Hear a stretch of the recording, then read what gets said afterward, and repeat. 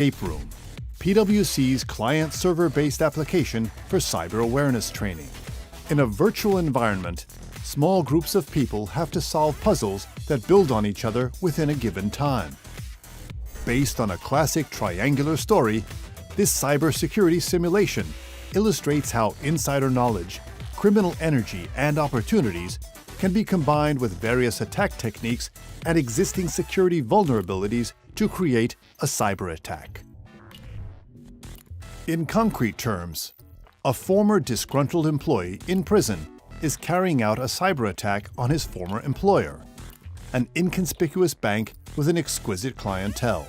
The aim of the attack is to facilitate the manager's bank account. The hacker approaches you via email and Wikipedia.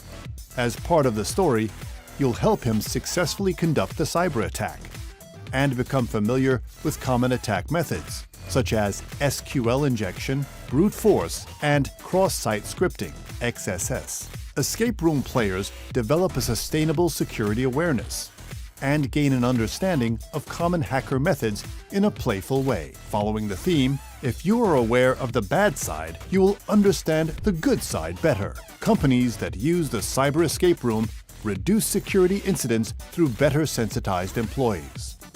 In a business landscape where cyber attacks are a question of when, not if, being prepared matters.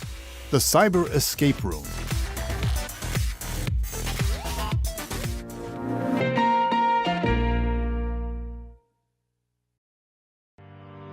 Organize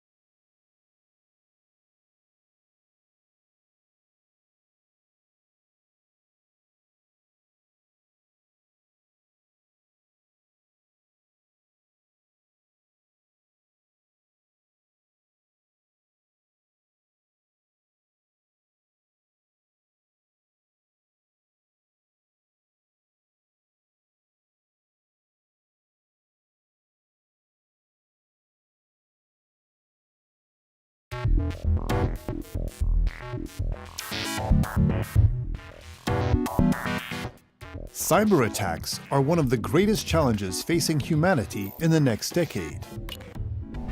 By 2030, the annual cost of cybersecurity to the world is expected to be $90 trillion. Cybersecurity is about more than just technology. In more than 30% of security incidents, the attack begins with a human error. PwC has developed a solution to sensitize employees and minimize the errors they cause. The Cyber Escape Room, PwC's client-server-based application for cyber awareness training. In a virtual environment, small groups of people have to solve puzzles that build on each other within a given time. Based on a classic triangular story, this cybersecurity simulation illustrates how insider knowledge, criminal energy, and opportunities can be combined with various attack techniques and existing security vulnerabilities to create a cyber attack. In concrete terms, a former disgruntled employee in prison is carrying out a cyber attack on his former employer, an inconspicuous bank with an exquisite clientele. The aim of the attack is to facilitate the manager's bank account. The hacker approaches you via email and Wikipedia. As part of the story, you'll help him successfully conduct the cyber attack and become familiar with common attack methods, such as SQL injection, brute force, and cross-site scripting, XSS. Escape room players develop a sustainable security awareness and gain an understanding of common hacker methods in a playful way. Following the theme, if you are aware of the bad side, you will understand the good side better. Companies that use the Cyber Escape Room reduce security incidents through better sensitized employees. In a business landscape where cyber attacks are a question of when, not if, being prepared matters. The Cyber Escape Room.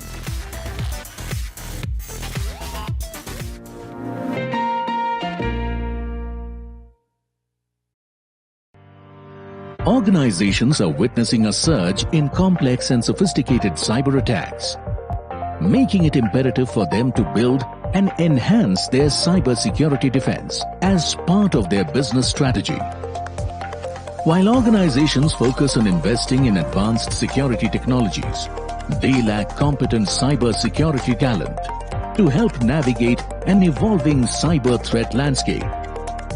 That's where PwC can come in. Our cyber simulation platform provides a hyper-realistic environment that can help you simulate and play complex attacks in a controlled environment. By leveraging our solution, you can assess, enhance and develop a range of skill sets, which include architects to design secure networks, threat hunters and red teams to uncover vulnerabilities, blue teams to prevent cyber attacks, and incident responders to contain and respond to cyber threats. Get your incident response playbook on the right path through role plays featuring intense, gamified and high-pressure cyber breach situations. When a cyber attack is concerned, it's not a question of if, but when. You need to expect it and you need to prepare for it. With PwC's cybersecurity simulation platform, you are on the path to secure the future of your business today.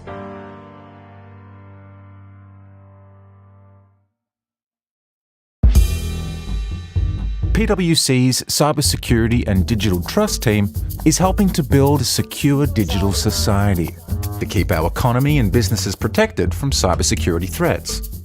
From governments to multinational corporations, we work with business leaders to solve their most complex problems.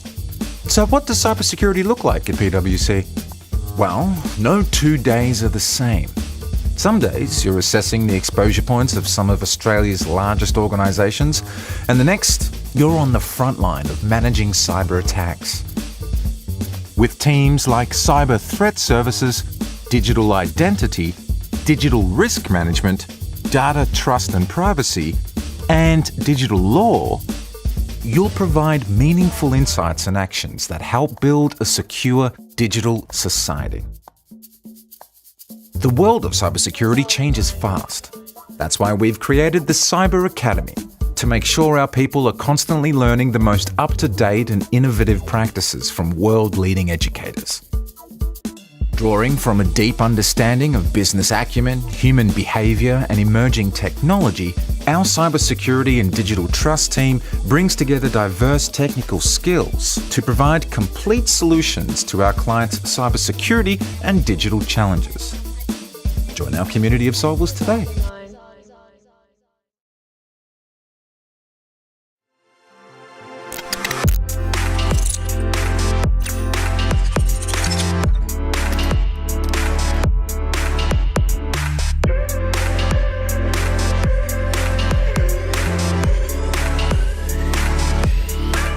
My name is Oliver Hanka, and I'm responsible within PwC for the whole topic of industrial and IoT cybersecurity.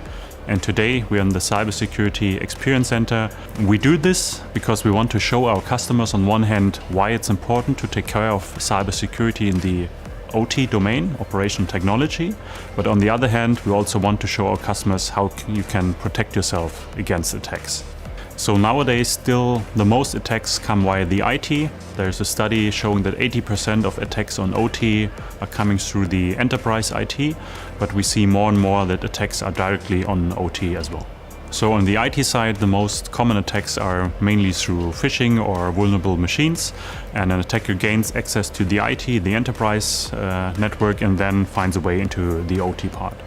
But we see more and more frequently also direct attacks on OT that could be via malicious USB sticks, creating a side channel and getting direct access to those machines.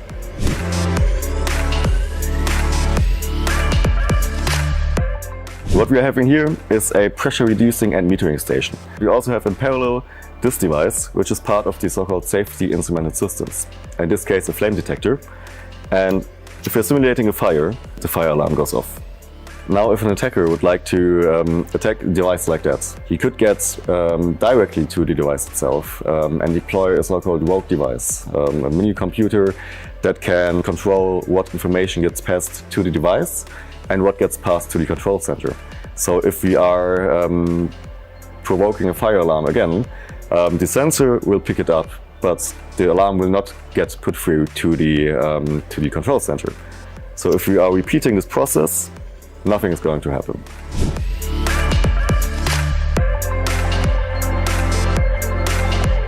What we have here is a water treatment facility, and we are having two tanks.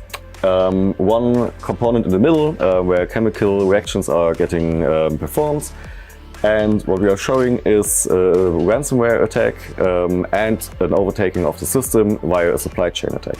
So we have on the stick ransomware deployed. So if we are putting this in the PC, running the HMI of the appliances, the attack will get started.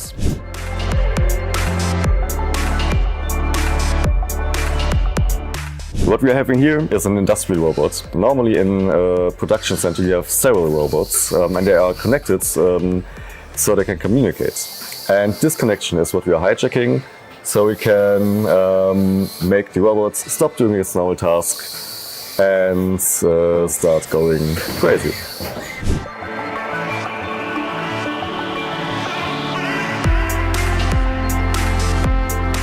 What we're having here is our only simulation in the Cybersecurity Experience Center, which is a digital twin of a logistical warehouse. And we are performing an insider attack via an USB injection. We're using this device for it, which is a Raspberry Pi Zero. And as soon as we connect it, we can overtake the computer and start sending instructions to this industrial control unit.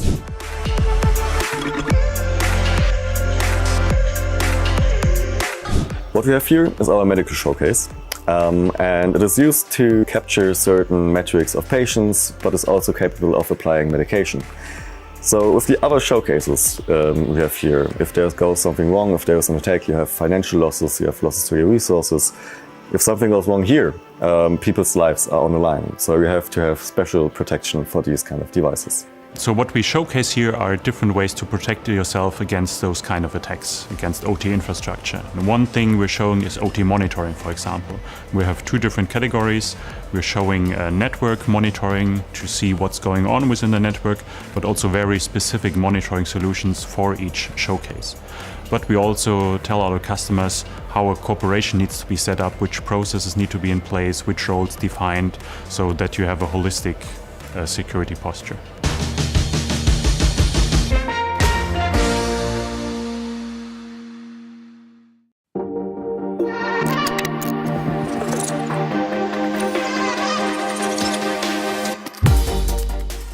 The increasing exposure of industry to cyber attacks, especially in the area of critical infrastructure, is highly dangerous and can even endanger human lives in a worst-case scenario. In order for affected companies and organizations to develop sufficient protection for such scenarios, they need to better understand common attack and defense mechanisms. This works best with direct, practical relevance. That is why PwC operates the Cybersecurity Experience Center in Frankfurt. Here we use an integrated cyberkinetic ecosystem, starting with critical infrastructures through mobility and production to building management systems, to show where operational technologies such as industrial robots, gas pressure regulators or control systems like ICS and industrial control systems are particularly vulnerable. For a realistic representation of possible security incidents and their consequences, the individual scenarios are connected to physical PLCs, ICS and SCADA networks. In this way, visitors can directly experience what cybercriminals can do if they manage to gain access to OT systems via various attack vectors, and also learn how these systems can be protected.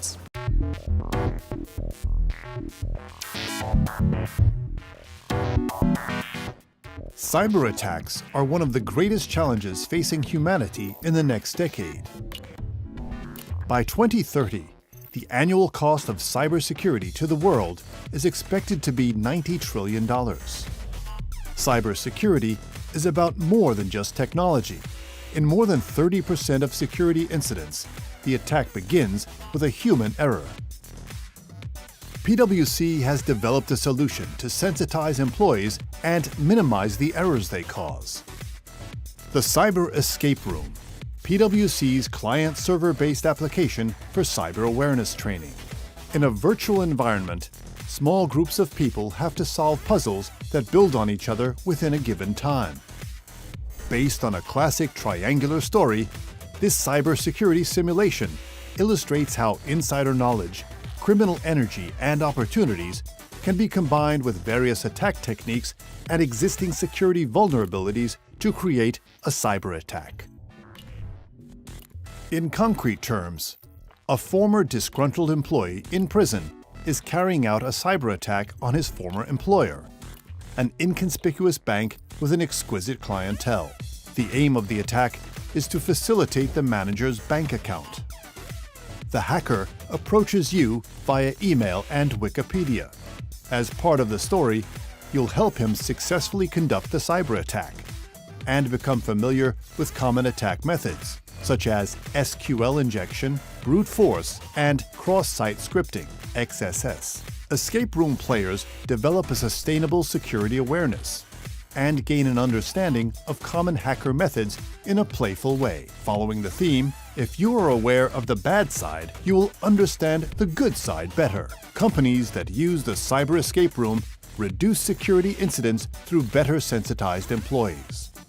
In a business landscape where cyber attacks are a question of when, not if, being prepared matters. The Cyber Escape Room.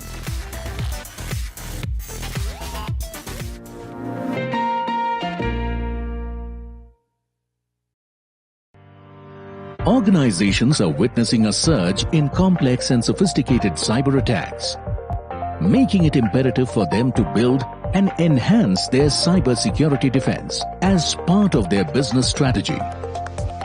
While organizations focus on investing in advanced security technologies, they lack competent cybersecurity talent to help navigate an evolving cyber threat landscape.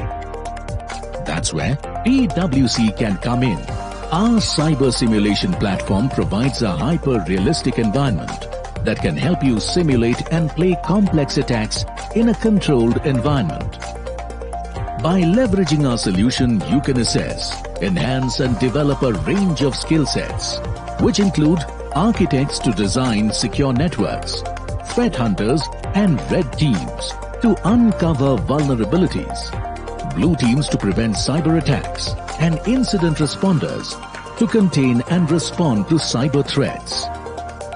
Get your incident response playbook on the right path through role plays featuring intense, gamified and high-pressure cyber breach situations. When a cyber attack is concerned, it's not a question of if, but when. You need to expect it and you need to prepare for it. With PwC's cybersecurity simulation platform, you are on the path to secure the future of your business today.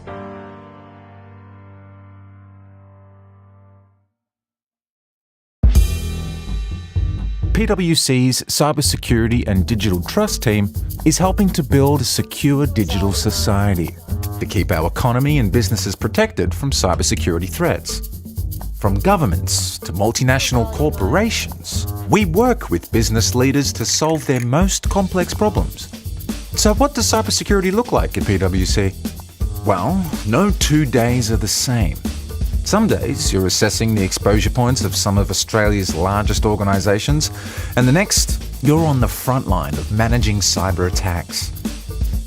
With teams like Cyber Threat Services, Digital Identity, Digital Risk Management, Data Trust and Privacy, and Digital Law, you'll provide meaningful insights and actions that help build a secure digital society. The world of cybersecurity changes fast. That's why we've created the Cyber Academy, to make sure our people are constantly learning the most up-to-date and innovative practices from world-leading educators. Drawing from a deep understanding of business acumen, human behaviour and emerging technology, our cybersecurity and digital trust team brings together diverse technical skills to provide complete solutions to our clients' cybersecurity and digital challenges. Join our community of solvers today.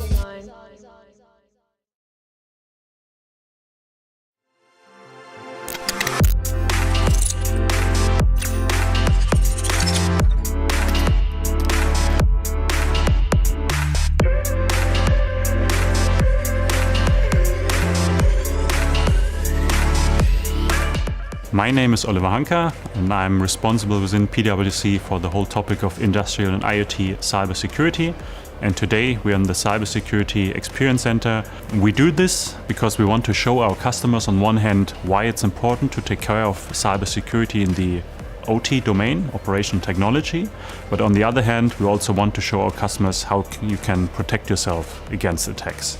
So nowadays still the most attacks come via the IT. There's a study showing that 80% of attacks on OT are coming through the enterprise IT, but we see more and more that attacks are directly on. We are here for the PwC Cyber Forum. My name is Aku Duse. I'm a senior associate with our PwC Business School, and I'll be your host for the next 2.5 hours that we'll be here. As I mentioned, the forum is happening at the PwC Tower in Cantonments, Accra. We are also streaming live on LinkedIn and Facebook at PwC Ghana, and also on YouTube at PwC Africa. Acknowledgements to our online audience as well as the media who are present here today. To officially kickstart the forum, I would like to invite our country senior partner, Mr. Vish Ashargo, to give us the opening or welcome message. Sir? Thank you very much. Thank you, Aku, and good morning, distinguished ladies and gentlemen. Good morning to our panelists and good morning to our guests online. Great pleasure to welcome you to this forum this morning. And the context here is quite simple. As I'm sure everybody in the room and online will know, October is National Cybersecurity Awareness Month. Now, we are nearly at the end of October, but we couldn't let the month go by without having a conversation about cybersecurity and doing our bit to help raise awareness around cybersecurity, the threats that it poses to business and to society as a whole, but more importantly, how we work together to build resilience so that we can mitigate the risks around cyber threats and therefore be in a position to continue to run our businesses as seamlessly as possible, and therefore also to minimize any adverse impacts on society. So today we're very happy to host this event. The purpose here is simply to share knowledge, to listen to each other, to learn, and in so doing, see how we can build resilience. So I'll thank you all very much for being present. We look forward to sharing knowledge. Please feel free, no formalities here. Those online, please also feel free to participate and to contribute. And hopefully we leave this session learning more and being able to build resilience around us to mitigate the threats around cyber. I think we have quite a few experts in the room who will be sharing their experiences, their knowledge. They'll be introduced further down the line, but for now, welcome to everybody and do feel free to participate. So Aku, thank you very much. I'll hand it back to you. Thank you. Thank you so much, Vish. I feel really psyched about the forum. I can tell that a lot of deep discussions are going to happen here. And starting off, second on our agenda is the presentation, which is titled Bridging the Gap of Cyber Resilience. The presentation will be taken by our Senior Manager, Clement Yayura Tete, who is a cybersecurity consultant with extensive experience in cyber risk management, incident response, and the development of security strategies. He's currently the cybersecurity consultant for PwC, as mentioned earlier, and he has worked in key roles previously at the Bank of Ghana, contributing to enhancing cyber resilience across various industries. Dr. Tete holds an MA in IT law, and he's a certified ISACA CISM, a CompTIA and CASP, and an ISO 27001 lead auditor. He is actively involved in shaping cyber policies and thought leadership through panel engagements, webinars, and then contributing to Ghana's financial sector cybersecurity directives. So at this point, I'll welcome Clement to take the presentation.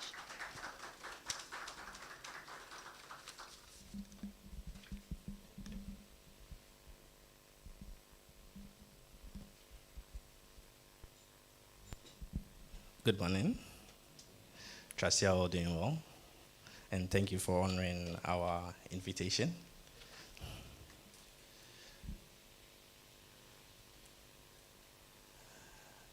Okay, so this presentation is actually insights from PwC's 2025 Global Digital Trust Reports. So I'll just say something brief about the reports before I share the insights and the findings from the reports. So this particular report was done out of a survey out of over 4,000 members, and these people were both business executives, leaders, as well as technical leaders. And the report was actually done across 77 countries worldwide, with Africa being in the 5% range. So actually it means that we actually contributed to it. We actually did well than the Middle East, which contributed about 3%. Also, this is actually our 27th edition of the report, which also means that PwC has actually been in the lead role when it comes to cybersecurity trends analysis and reporting. So I'll just delve deeper into the reports and its insights. So with regards to the findings of the reports, we actually seen that one of the themes that came out of the survey was cyber resilience, and it's actually the utmost priority when it comes to some of these business leaders and executives, as well as the technical executives. Despite them knowing about this cyber risks, only 2% of the people that we surveyed actually acknowledge that they've actually implemented cyber resilience throughout their whole business. And with that figure, actually, it's very low. We also realized that within the reports that most of the decision making when it comes to strategy does not actually involve CISOs or the technical executives. This came out when executives actually came out and said that 50%, less than 50% of the executives said that they don't involve CISOs when it comes to these critical decision making. So with that, we realized that there needs to be a collaboration when it comes to building cyber resilience between the business executives or business leaders and technical leaders, which are CISOs. So what are some of the gaps that we identified from the survey? We realized that the implementation of cyber resilience is low. As indicated, the survey shows that only 2% of the organizations within the survey had actually fully implemented cyber resilience across their operations. However, some organizations we also realized that they were actually not prepared, even though they've been able to identify cyber risks as one of their main risk points or pain points. They're actually unprepared to tackle some of these cyber threats. And also, as I mentioned earlier, the CISO's involvement is actually less. We've realized that most executives, less than 50% of the executives mentioned that their CISOs are actually not involved in any strategic decisions when it comes to cybersecurity or when it comes to even the general strategy of their business operations, which actually leaves a gap between the business and cybersecurity resilience. Also, as we know, we can't do this without regulation. So regulation has actually played a very important role in helping cybersecurity grow. And as much as CISOs are not involved, the CEO says they're actually confident that we are complying to all regulations. However, the CISOs are also saying a different story when it comes to compliance. And also one major tool that we actually have turned a blind eye on is measuring cyber risks. So quantifying the financial impact when it comes to cyber risks. That's one major thing that we realized that from the survey that most people are actually not doing it, and only 15% of the surveyed organizations actually do financial impact analysis when it comes to cyber risks. So what are our threat outlook? So as I earlier mentioned, we have some business organizations have actually identified these threats and actually have stated that cloud threats, hack and leaks, as well as third-party breaches are on their topmost concern. However, they are not prepared for these things. The CISOs also have a different way of looking at this, where they are seeing ransomwares as their top cyber threats. However, they are also not prepared for these events. There's always a divide when it comes to business and technical priorities. We always know the business executives are always in for the money or looking at the money side of things. So they have actually put inflation at a high, and whilst the technical leaders have put cyber risks at 66%. However, I think there's a silver lining here. We can see that the business executives or business leaders have actually also, about 48% of them have actually also said that cyber risks is important and need to be prioritized. So I think that's a silver lining when it comes to prioritization of businesses.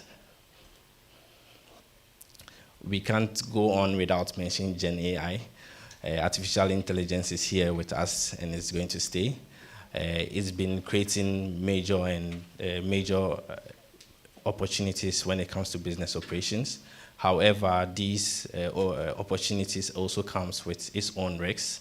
We realized that it's also increased the attack surface of some business operations, because definitely we now move into the cloud, we now connecting various devices, and all these actually have increased our threat landscape when it comes to Gen AI.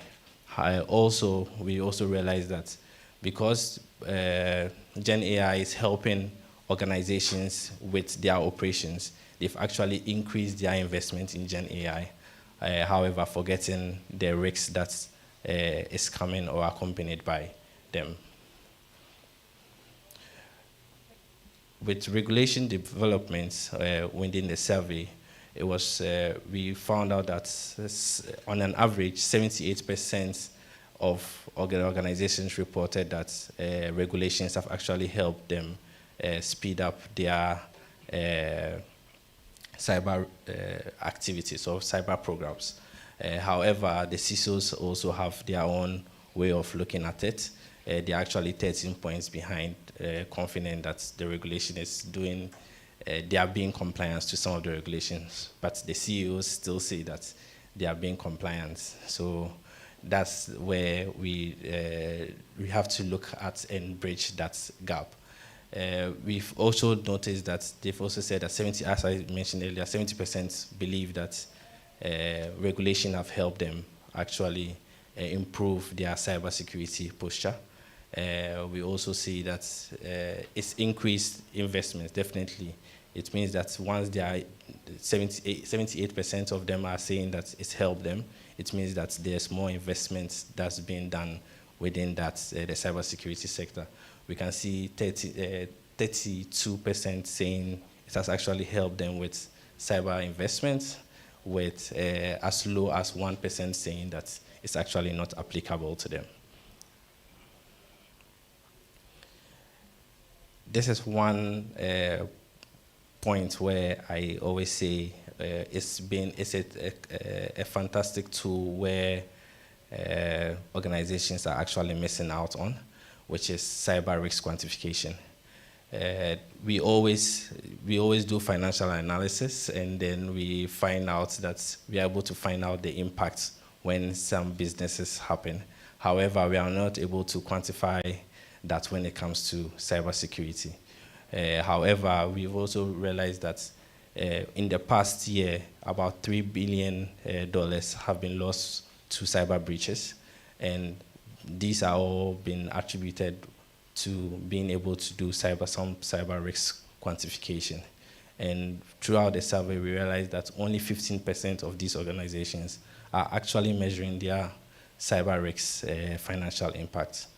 And then 44% are also saying that there are certain challenges, and some of these challenges are data issues, or they can't also quantify their cyber risks because they actually don't even know the scope of what they are supposed to quantify. Some also have some legal issues and also are not able to trust some of the reports that come out of some of these quantification reports. So even though there are these issues, we actually need to work hand in hand with businesses and business leaders to be able to quantify the cyber impacts or cyber threats. Cyber investments and their priorities, as I mentioned earlier, once we are being able to quantify, we need to be able to do some investment in them to be able to make sure that we are getting what we are bargaining for. So we've actually seen an increase in, we are hoping to see an increase in cyber budgets go up by an average of about 77%, where some people are saying 8% are saying it's going to increase by 15%. Their cyber budget is going to increase by 15%. Others are saying that it's going to be increased. 30% of them say it's going to be increased between 6 to 10%. So arguably, I think that's also some big milestone that has been achieved within the cyberspace. Again, there's always the divide between business leaders and the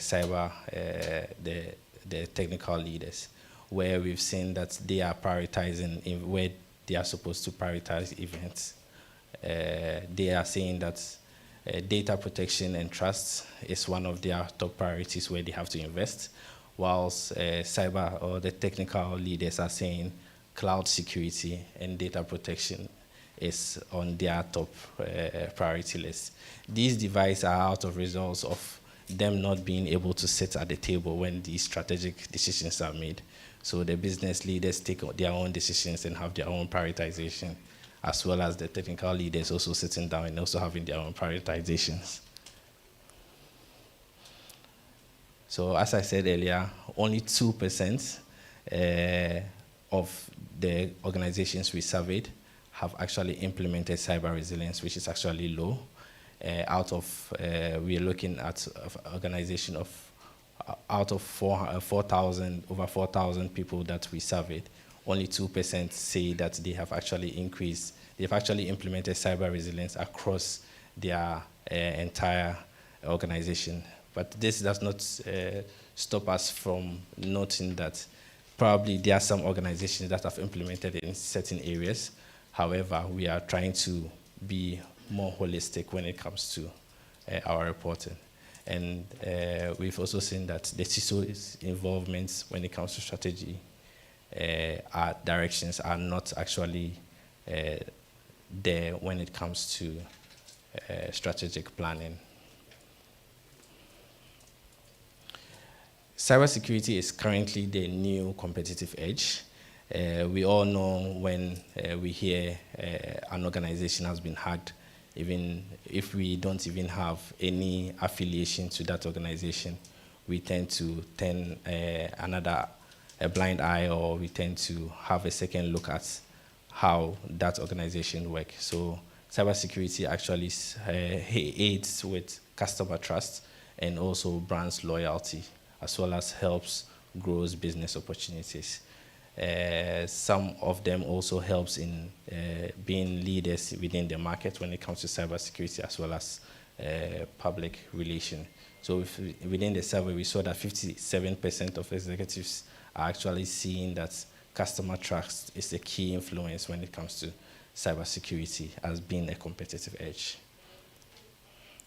So what are some of the call to action for our executives? So we are trying to say we need to address the leadership gaps when it comes to strategic thinking, where we have more CISOs involved within the roundtable sessions when it comes to strategic decisions, as well as investing in cyber resilience. As we could see, only 2% of the organizations that were surveyed have actually implemented cyber security resilience, as well as we need to be more proactive. We need to have more proactive strategies than reactive strategies, as well as seeing cybersecurity as not just a ticking box or just checking it, but as a standing order where we have to do much more work when it comes to business operation, as well as aligning cybersecurity to business priorities, as we've seen within the reports that there's actually a divide between them. So all these were actually some of the things that were reported within the cybersecurity, the 2025 Digital Trust Insight reports conducted by PwC. Thank you very much for your time.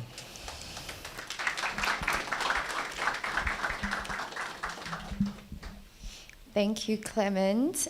We have a colleague online. We have the Director for Cybersecurity from our Luxembourg office on the line. Simon, can you hear us?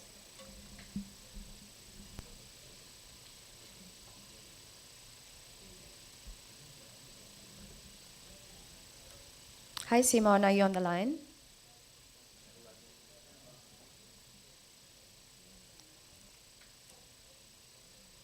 Okay, then next we'll move into our panel session.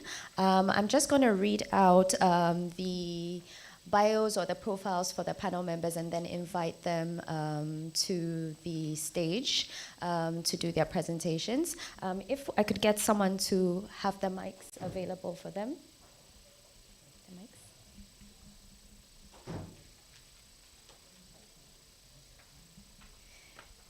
Thank you so much.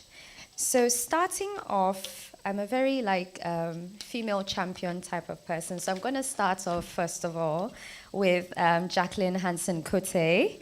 Jacqueline is a confident, tenacious, and seasoned cybersecurity leader with 2 decades of experience. She has demonstrated proficiency in areas of information security and cyber capacity building, IT governance, risk, and compliance. She's also a sought-after international speaker in cyber capacity building and women in technology area, and has participated in several ICT female empowerment plenaries, both locally and internationally. She serves as a board member for ISACA Accra chapter and an advisory member of both the IT Web Security Summit and the Ghana Internet Governance Forum. Jacqueline is currently MTN Ghana's security head and senior manager for enterprise information security and governance. Jacqueline, please join us on the stage. A round of applause for her.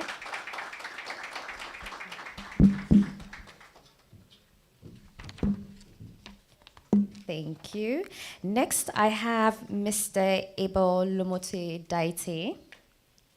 Mr. Lumote Daite is an IT specialist with over 20 years of experience in consultancy, trade facilitation, and banking. He holds a BSc in Electrical and Electronics Engineering from the Kwame Nkrumah University of Science and Technology, an MBA in Corporate Strategy from Maastricht School of Management, a GP diploma in Cloud Computing from the University of Texas, Austin, and a certificate in Senior Executive Program from the London Business School. He's also a certified member of ISCE 2. In his career, Mr. Daite has significantly enhanced service delivery at GCB by upgrading core banking systems and infrastructure. Also, he's been a senior enterprise architect at eProcess International SA, where he led the design and cloud migration of critical systems, including the mobile app. Mr. Daite, please do join us.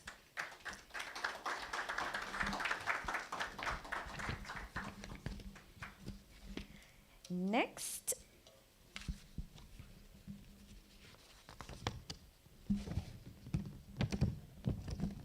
small joke, this is why sometimes it's better to have a tablet. Next, I have Mr. Stephen Kujo-Seshi, who is a versatile technology manager with over 19 years experience in ICT infrastructure strategy, planning, design, deployment, and operations. He holds an MBA in Engineering Management from Coventry University in the United Kingdom and a Bachelor of Engineering Honours in Electronics Engineering from the Multimedia University in Malaysia. He has been a certified information security professional since 2011.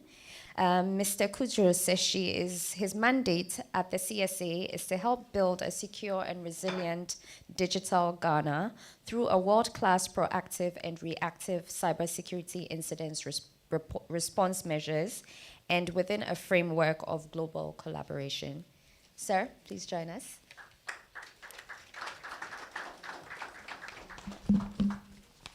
Next, I will invite Mr. Marco Lutz, who is a director with PwC, a director of cybersecurity with PwC. He has over 7 years experience across various industries in the public and private sector, and he is currently responsible for delivering cybersecurity risk assessment, compliance reviews, and cybersecurity assessments such as penetration testing and vulnerability assessments.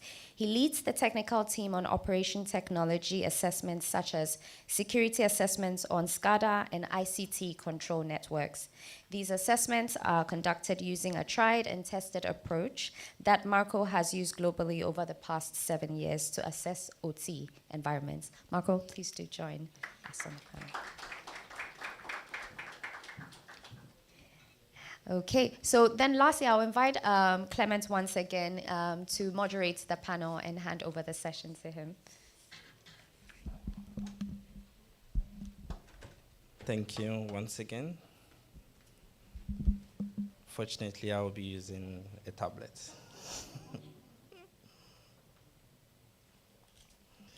Good morning once again to everyone. I am thrilled and I would like to welcome the panelists once again on the discussion of achieving cybersecurity maturity and the strategies of enhancing organizational resilience. As we are all aware, that's one of the most pressing things that business leaders are going through today, with organizations facing an increasing need to enhance their cybersecurity maturity. Today's session is designed with a special format. We will actually be encouraging a strong flow of questions from you, the audience, to our esteemed panelists. So please don't hold back. Let your questions flow. We would want this session to be interactive and insightful as possible. So please feel free to cut me anytime you want to ask your question.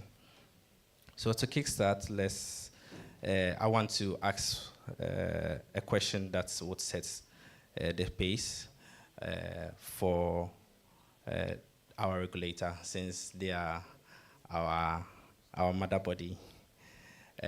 We've realized in the past month, Ghana was ranked the leader in the ITU Cybersecurity Index, and we would want you to share some perspective when it comes to that rating. All right, thank you very much, and good morning, everybody.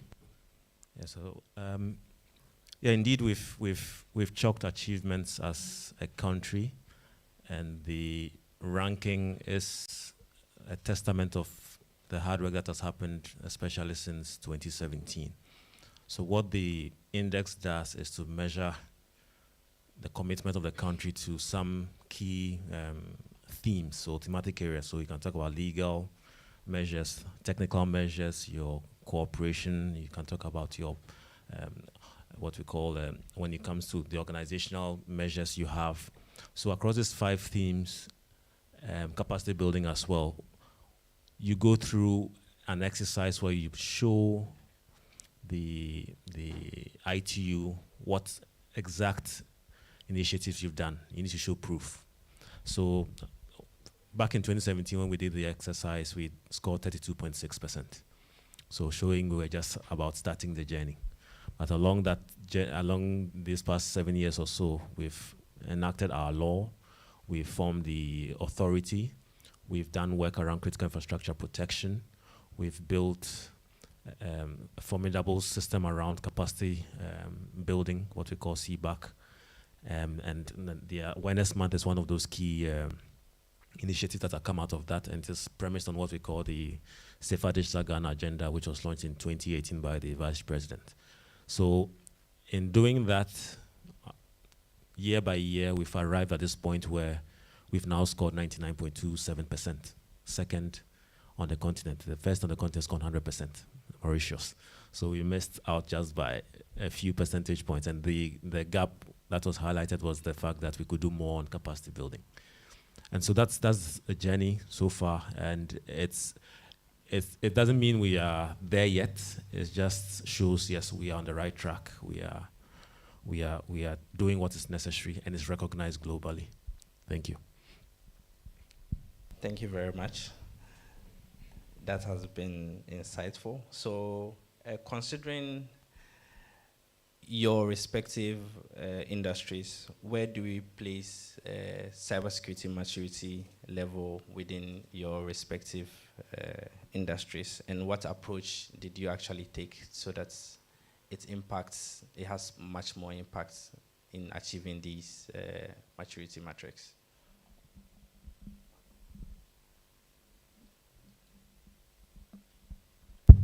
Okay, right. Thank you very much for the question. Okay, so I come from a bank, and you got to trust the person you leave your treasure with, right? Because where a man has his treasure, that's where the heart is.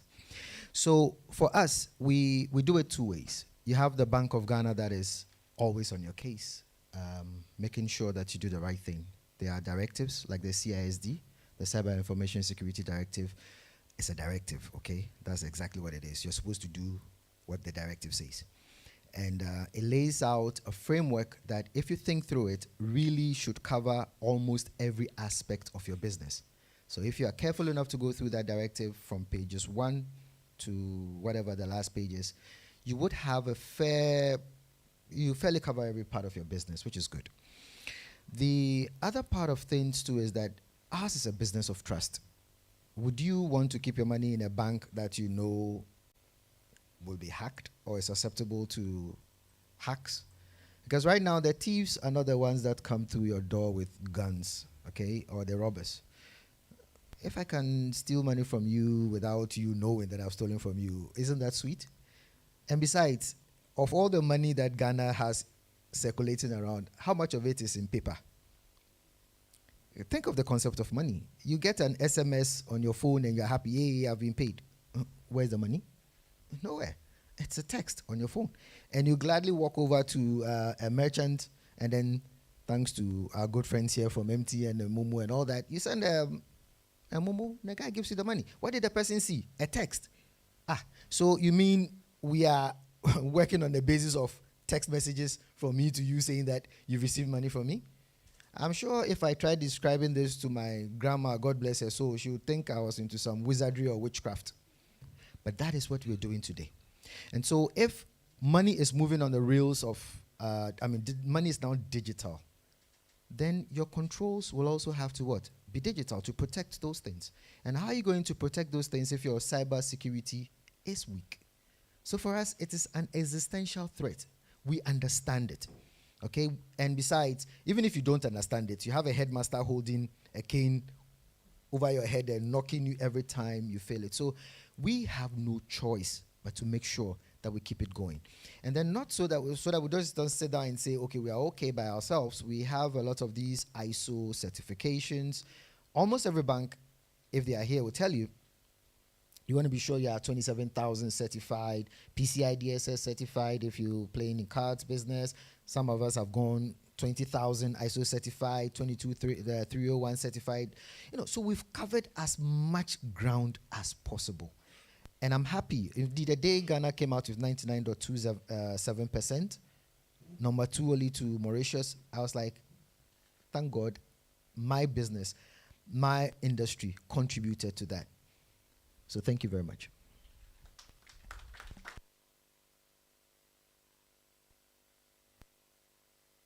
Okay, would you want to add something? Hello. Oh, good morning, all. Pleasure to be here. Abel has taken the wind out of my sails. However, I am a totally different industry as well, so I think it's prudent that I add some words as well. So as much as Abel is keeping your money, I'm keeping your money and your information. So it's important that some trust is also, you have some trust in me as well, to know that your data and your mobile money is also secure. So it's also something that we take very seriously, not only from a regulatory sort of outside perspective, but also internally in terms of our group, putting in the right framework to ensure that our cybersecurity / information security is well managed and is at a level of maturity that can impute some trust can be imputed to us. So we have also have our regulator NTA, They don't let us sleep in terms of cyber matters. I am invited quite periodically to go and report and sort of give updates in terms of what we're doing, in terms of our roadmap and our maturity levels as well. My regulator boss is also here.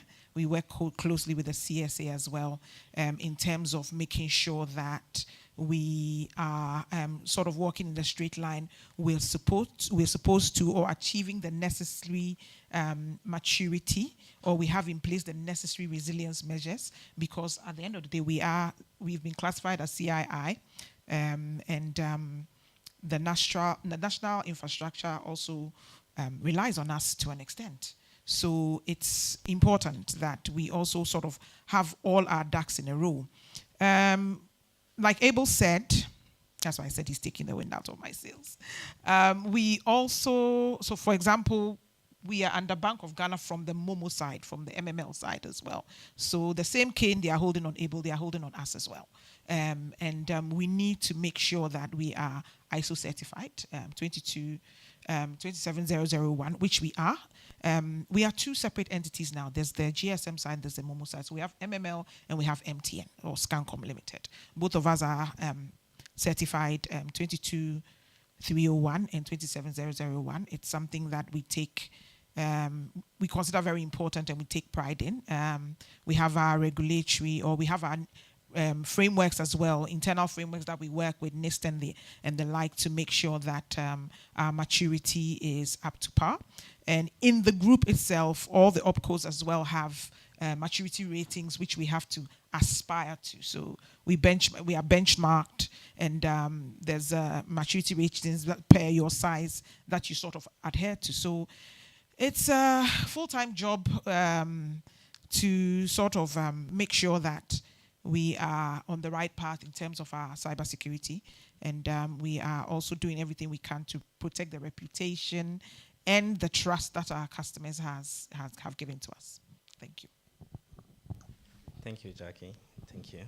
Maybe I'll just add something from our side. Good morning, everyone. So I think, cutting across industries is typically where we work. So I think it's quite interesting to hear where, from an ISP perspective or banking sector perspective. So what we've seen at clients across industries, everyone's aspiring to different maturity levels and so forth. And I think it's important to be, honest and transparent to say where you are as a starting point, and then also where you aspire to be. I think everyone wants to aspire to be at the highest level of maturity, even though it might not be possible. I think it's very important to understand where you should be. I think where the industry is expecting you to be, from a country perspective, from a industry perspective. So there's always that massive investment that not everyone's aware of. So it's good to hear from these guys that the investment's basically investing in trust. It's very difficult to put an investment in cybersecurity as a return on investment type of thing. You would not know if you're doing the right thing until you're doing the wrong thing. So it's very important to say that you're investing it to basically protect clients, protect the information, build trust in society as well as your clients. So yeah, I think what's mentioned, 100% agree with you guys. Thanks, Clement. Thank you very much. Please feel free to jump in with questions so as we explore much more when it comes to cyber maturity. Looking at the PwC 2025 Digital Trust, we've seen some notable global trends. Marco, what are some of the hurdles that you've observed when it comes to these notable trends?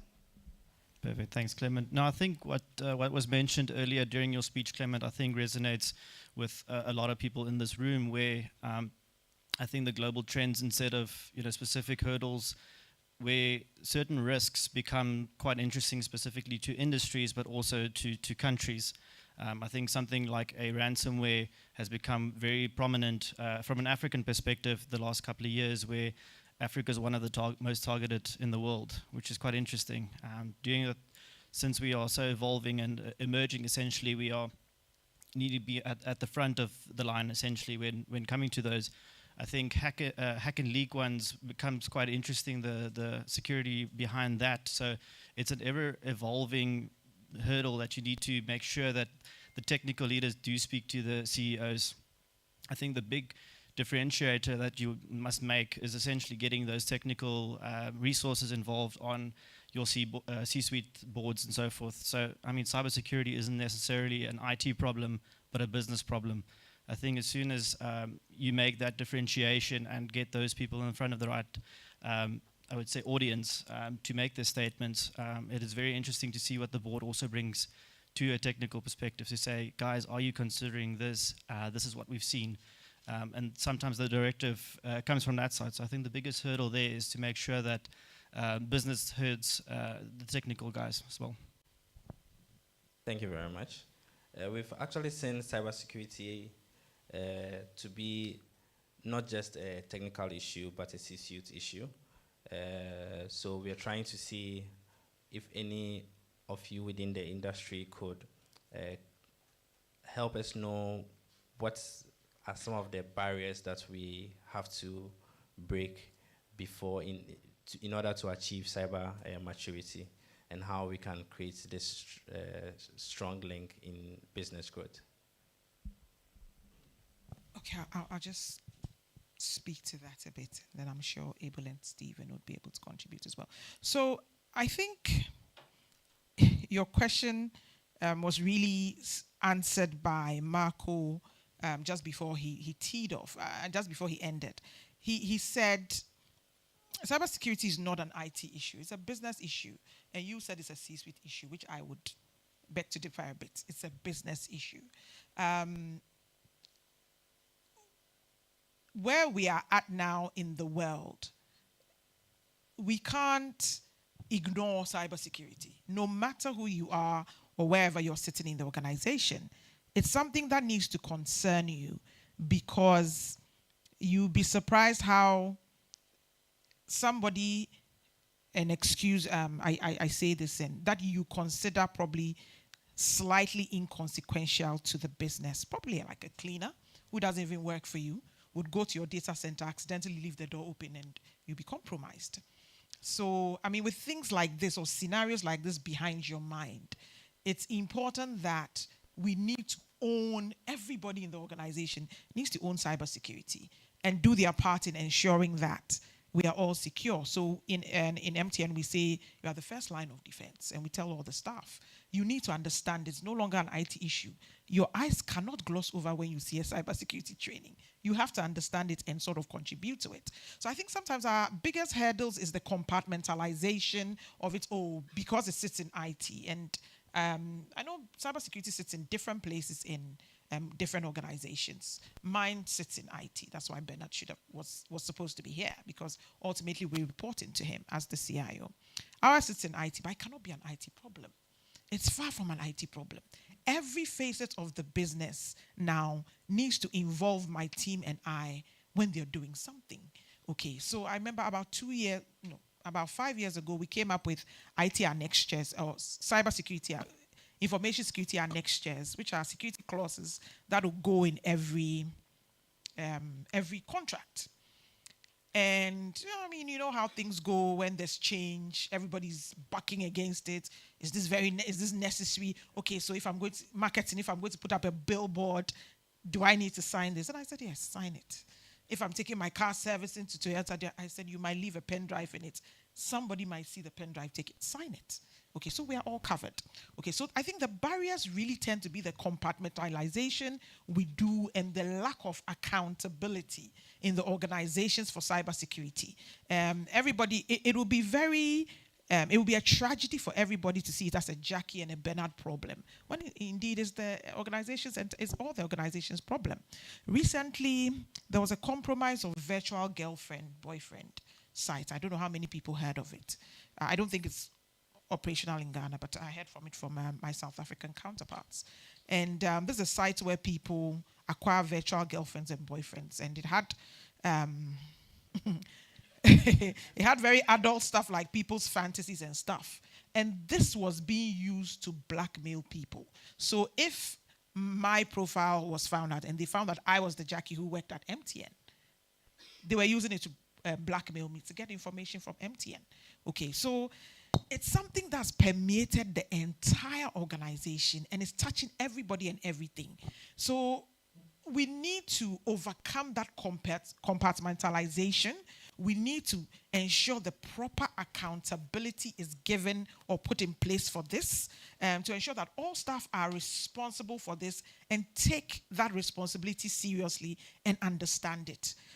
In my 19 years of conducting information security training, it's very sad that still people are afraid. I won't even say confused, afraid of it. You know, you get the very, probably like somebody in customer care who says, I don't know what this is about, so I'm not even going to look, I'm not going to try and understand. And we can't be there anymore. It's high time we grow and we move forward. And it's high time we understand this and all take sort of responsibility for it. So if you ask me what are the barriers, I'll say the accountability, the compartmentalization. Thank you. How I can follow up after two very good responses or answers. I'll say this. I've noticed in my experience that some of the biggest barriers when it comes to CISOs and security professionals getting what they need. And you see that in the survey as to how much funding they get for their budgets, is this: we tend to come across in one of two ways. We are either fear-mongering, if you don't do this, I'm like, okay. Or they come across like some aliens that just fell from Mars and they understand something that you don't understand. And somehow you're supposed to have faith in them. You see, if you want to do that, you go to a religious organization, because that's where faith works, belief works. But if you treat the people you are talking to like they are rational human beings who want to make money or who want to preserve the little money that they've made, you will make progress. Because you see, every time you're able to show the link between a control and you safeguarding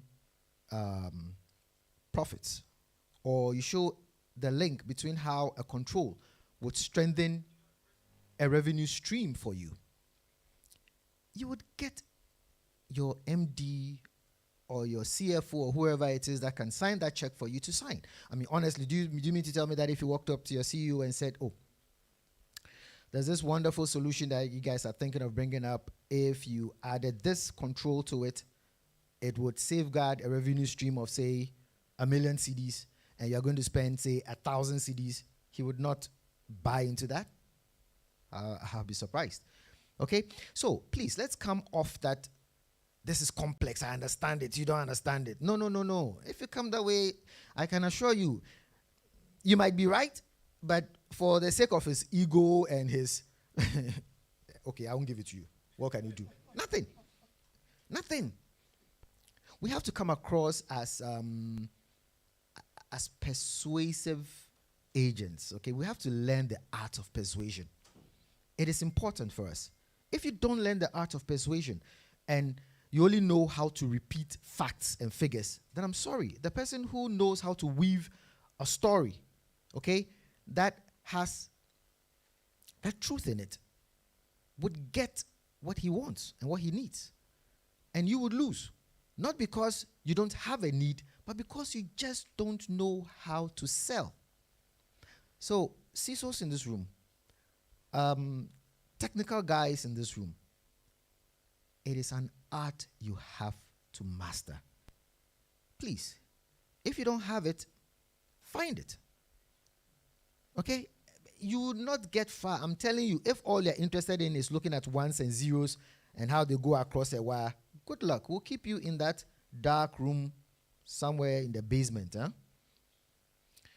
And you would not be influential or quote-unquote relevant to the organization. Not because the organization doesn't grasp the need for security, but because you are failing in that part of the job that unfortunately, people like us who did the maths in school, and sometimes I always tell myself, if I ever had a chance to go back to those days, I'm going to want to learn philosophy and history. Kind of like we think everything is ones and zeros. No, it's not always ones and zeros. There are other numbers beyond one, 01, Ogbina. What about all the numbers from 2 to 1 trillion or 1 quadrillion or whatever else there is? Learn those numbers too. Persuasive. Learn to sell. And I believe you would get the funding you need. And then you find out that the organization sees you as relevant. Because you see, if the organization doesn't see you as relevant, it will show in the budget that you get. And you don't want that, because when it hits it, we'll all suffer for it. For every cyber attack, people go like, you see, I've invested in cyber security and I don't see any da-da-da-da. And they'll go on and on and on. And the more you lose relevance, the more you find your way out of the organization. Think about it. Thank you.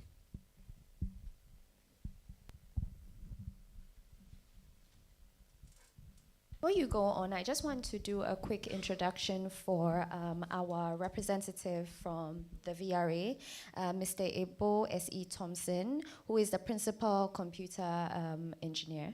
Sir? Okay. So we'll throw some questions your way as well. A round of applause for him.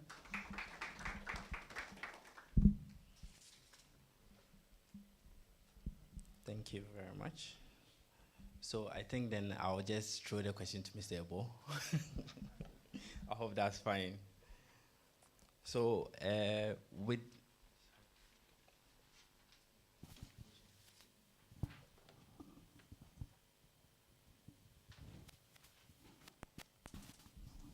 but please do feel free to ask questions if you want to from the audience, because we're actually expecting much more questions from you guys. So, Mr. Ebo, please, within your organization or within your industry, what are some of the roles the leaders within your organization play when it comes to cyber maturity?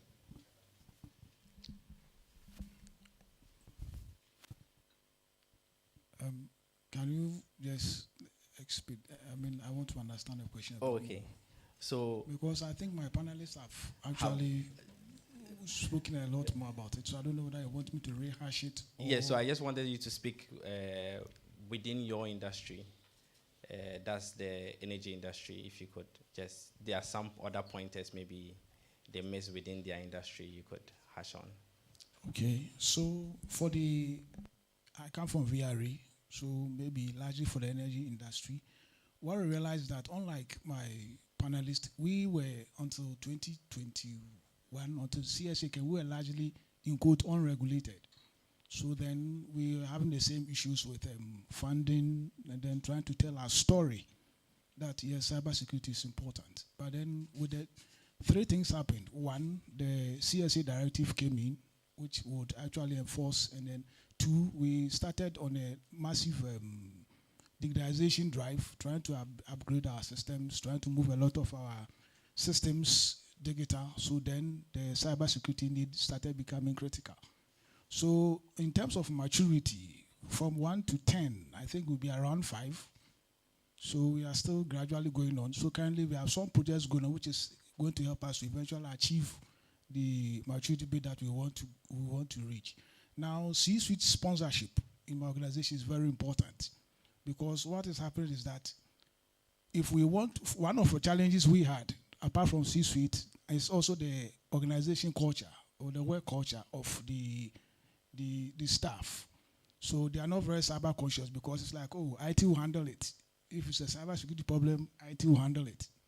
So then we have to break down those barriers. And it's something we are still working at, because it's like turning a steamboat. It's going to be slow. People have, I will not put in quote people, staff have this long years of we are doing the way we are, and all of a sudden we have to go digital. We have to change the way we work.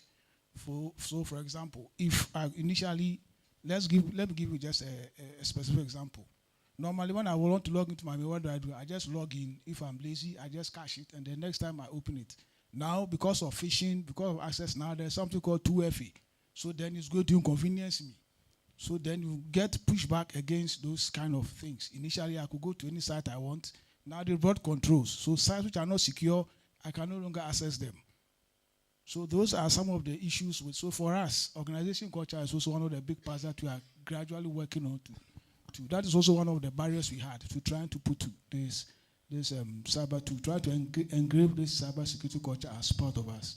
Because if we weighed the inconveniences, because security obviously is an inconvenience, because it's a deliberate, they will deliberately take you to actually change the way you normally work to a way to protect an asset. So then what we have to do is to convince them that the inconveniences, the perceived inconveniences that they are experiencing is actually going to help them to safeguard both the organization and also to enable them to have a safer workplace. I can go on and on, but I think for now, that should be a start. I think Vish wants to add something.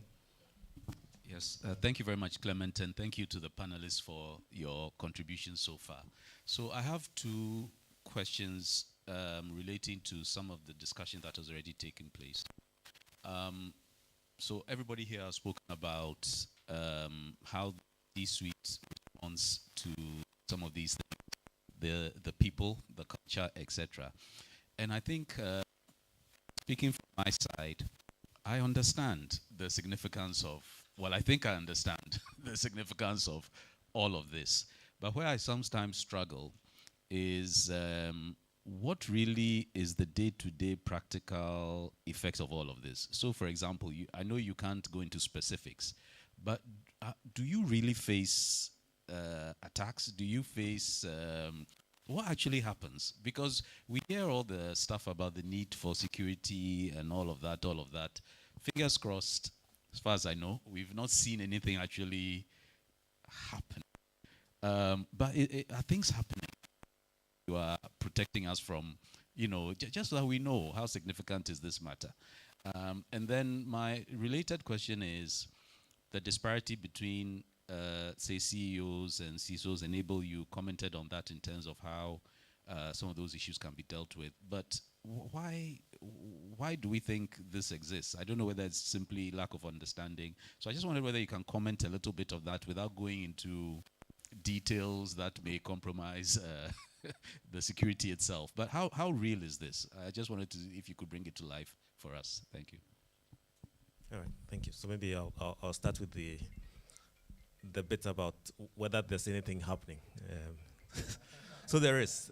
It's just that maybe it's not publicized as much as we hear the big ones out there. So Bo mentioned the fact that by virtue of the directive, they've started making changes. What that directive also does is you are required as a critical infrastructure owner to report incidents. So as the authority, we do get to hear, because it's a law, so you need to report it.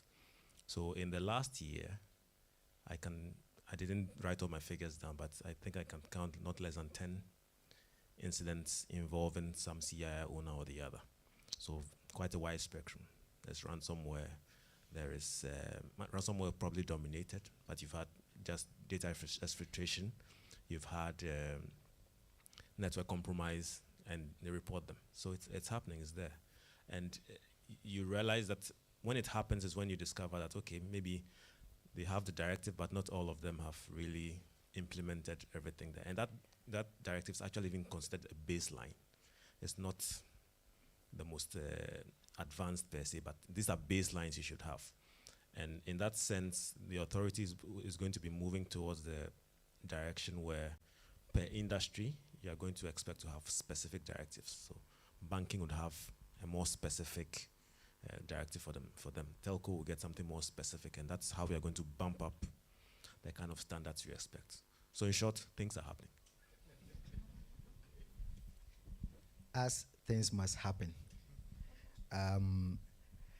Yes, look, we see them every day, Vish. It happens. This is not something we imagine. Without getting into the specifics again, state actors, North Korea, it's a big one. I mean, you can understand why they do some of the things they do. I mean, if you've locked out of every financial transaction and all this stuff, I mean, come on. I'll steal. I mean, so they do. And attacks like command and control attacks, you can see them. Okay, you can see the play. You can tell, okay, this is what's happening, and this is where it helps for us to be open okay? And it also helps for us to cooperate, because you are not going to win this war. It's not a battle, it's a war. You're not going to win it all by yourself. It won't happen. I need we can compete on banking, okay? Why don't we compete on banking services? And, I can compete with my MTN on financial services, because I think they're a financial company, yeah? But that's for another day. But, we can go into those kind of competitions. But when it comes to security, my problem is your problem, okay? So in the banking industry, you find out that we do what we call the FICSOC, okay? That's a financial industries security operations center. So I see some of my banking colleagues here. Every bit and byte that comes into your data center, north-south, okay, from over the internet, you also somewhere like there's a tap to the FICSOC, just to be sure that you are complying, you are clean. And it might so happen that you may have something happening in bank X that GCB may not know about. But isn't our elders who say that when your friend's beard or your neighbor's beard is on fire, better go grab some water for your own? Yeah, so then we know how to also, it's just a matter of time, okay? Now, if we may not have been hit to the extent of, was it last year, Anonymous Sudan hit Kenya and Nigeria. They tried Nigeria, yeah. Anonymous Sudan knocked out big banks, telcos, they knocked them out. And so we are not telling you what we think may happen. We are telling you what we have seen happening. Ghana may have dodged the bullet for now because maybe we have better security, maybe because we have better, I don't know. But you see, these things, I say, don't tempt the gods, eh? Because as soon as you go saying things like this, and then they say, okay, that's a man. Okay, we are coming for you. Please don't come for me. Yeah? We do the best we can with these security things, but the truth of the matter is, it is real. It is not imagined. Please. Your life right now, a lot of your life is digital. Do you realize that? Google knows more about you here than your spouse. The secret okay. The secret places you go. Me, I only give you my phone. And that's what it is. Google knows all that. So imagine somebody with that level of information about you, somebody who probably knows you more intimately than you think you know yourself, taking advantage of you. And that's when I hear all this Gen AI and things, I'm like, it's like playing with fire, eh? Mm-hmm. It is something we have to embrace and use, but also something we have to be cautious about, because it's a double-edged sword, eh? It cuts this way, it cuts that way. Got to be careful. But the threat is real, Vish. It's very real. I'll leave the other question for my other panelists to take up. Thank you, Stephen and Abel. I'll touch on what they've touched on before I go to the CEO. So yes, Vish, it's very real. I think if you want to be convinced, probably let your guys deploy a honeypot, and you will see all the attempts, and I think you'll be shocked. So I think pivoting to the CEO CISO question, I think Abel really dealt with that. We are in an era where the CISO cannot be made up of ones and zeros. You have to pivot, because now you are an information guardian. You have to be an influencer. You have to know how to speak to the board to convince them. You might debase yourself to some scare tactics once in a while, like using a honeypot or even conducting an OSINT. An OSINT is an open source, open source intelligence. So probably we'll take Vish, input your name in the internet and see everything it brings out on you, your Facebook account, your Formula One account, your Instagram account, pictures, and it will tell a story about you, and then we put that in a report and we present it to you to see how, as the leader of an organization, you are, for want of a better word, I would say exposed, okay? Because that can be used to put a story together about you, or that can be used as a business compromise email. or it can be used ransom blackmailing, okay, or spear phishing, okay. So the CISO really needs to pivot their role of being a technology person to having influence and understanding the business at its very foundation. And how do my actions or how does my work affect everything in the organization?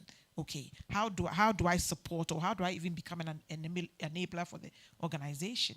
And then this helps the conversation, and this gets it buy-in from the CEO as well. Now, all the work is not on the CISO. The CEO and the C-suite also obviously need to realize the fact that we're in a changing environment. I can no longer keep my head in the sand like an ostrich about cybersecurity issues. I need to be abreast. I need to understand what's going on. Okay, I need to know. So by this time, you have to have 2025 insights where we're going, and ask your CISO, listen, 2025, this is what I'm hearing, or this is what I've read. What are you doing? What is your budget looking like? Is it taking into consideration some of these things? You have to understand to ask the right questions. So it's very important that both parties meet each other halfway and grow in the role to be. And I mean, technology is changing so fast. We all need to keep up. So the CISO has their role to play. I believe the CEO also has the role to play as well. And yes, the threats are going on and going on. They'll never stop. I mean, if you focus on them, after a while you get scared. But I wouldn't say. I'll use Ghana hasn't. Abel said it, and he said he's not tempting the gods. I'll say so far we've been quite lucky.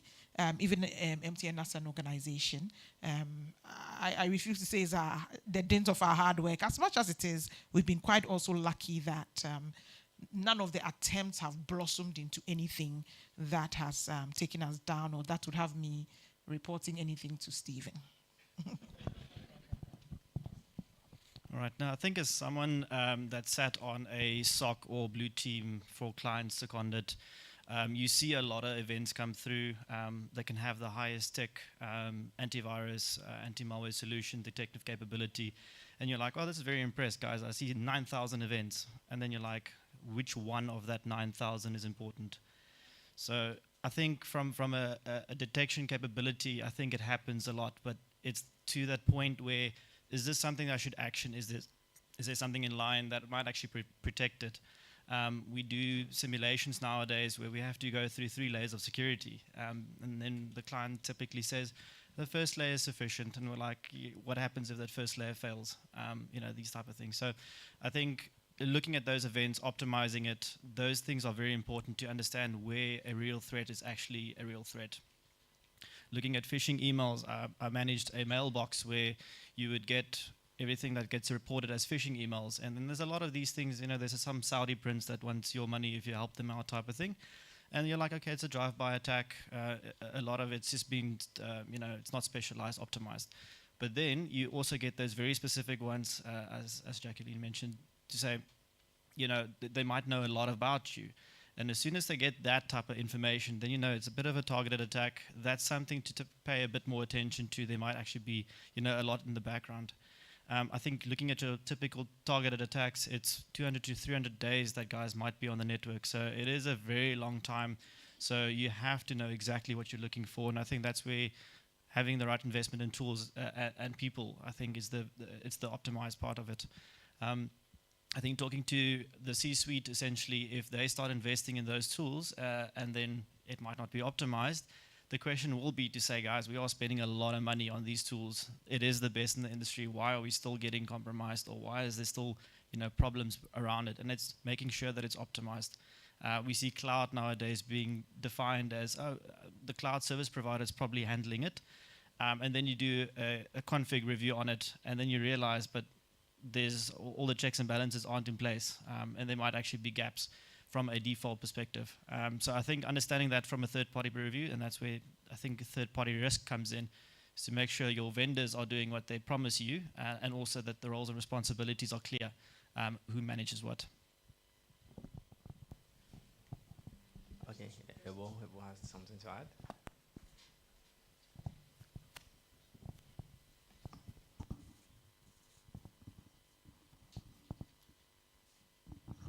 So just a small bit on the CISO C-suite bit.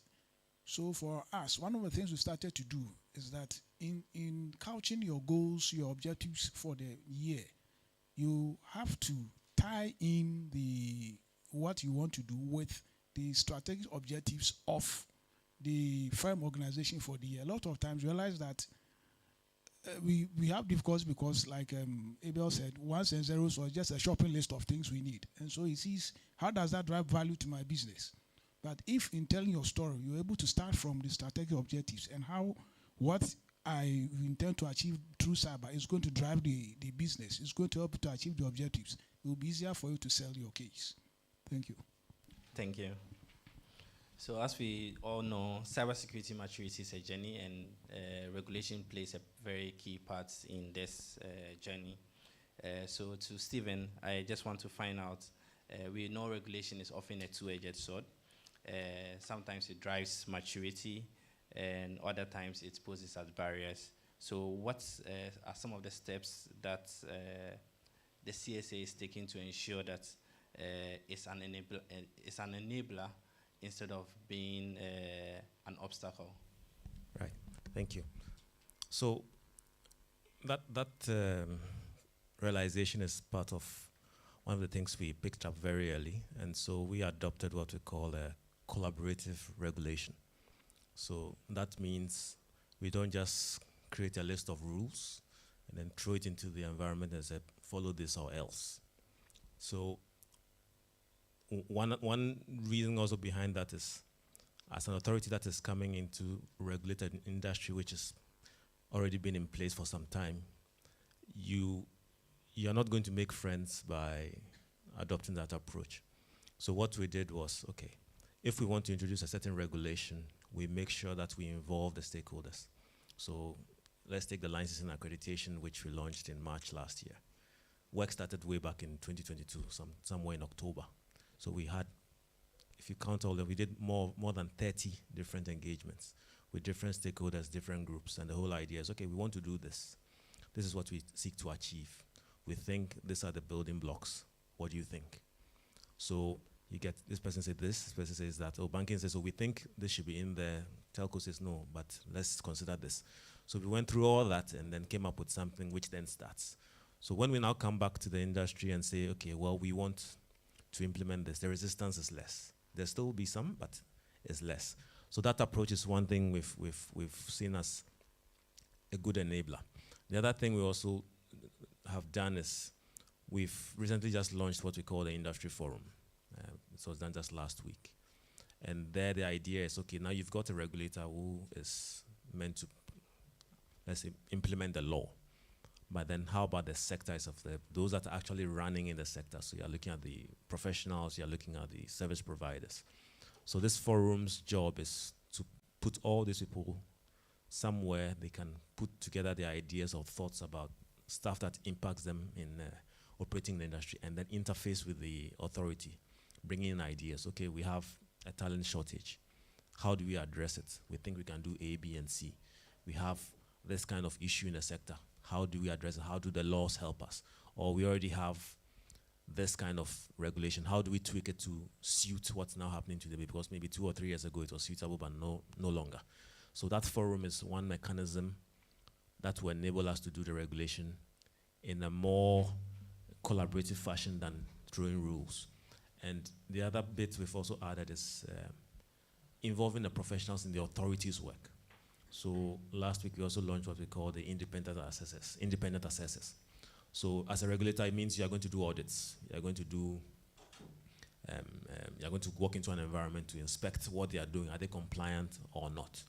So regulator, you can send your own officers all the time. But how about rather bringing the professionals that are there? So in the licensing accreditation, we have tiers. So you've got professionals that have done more than 10 years. We call them tier ones. So what we've said is, okay, let's pick a pool of these tier ones.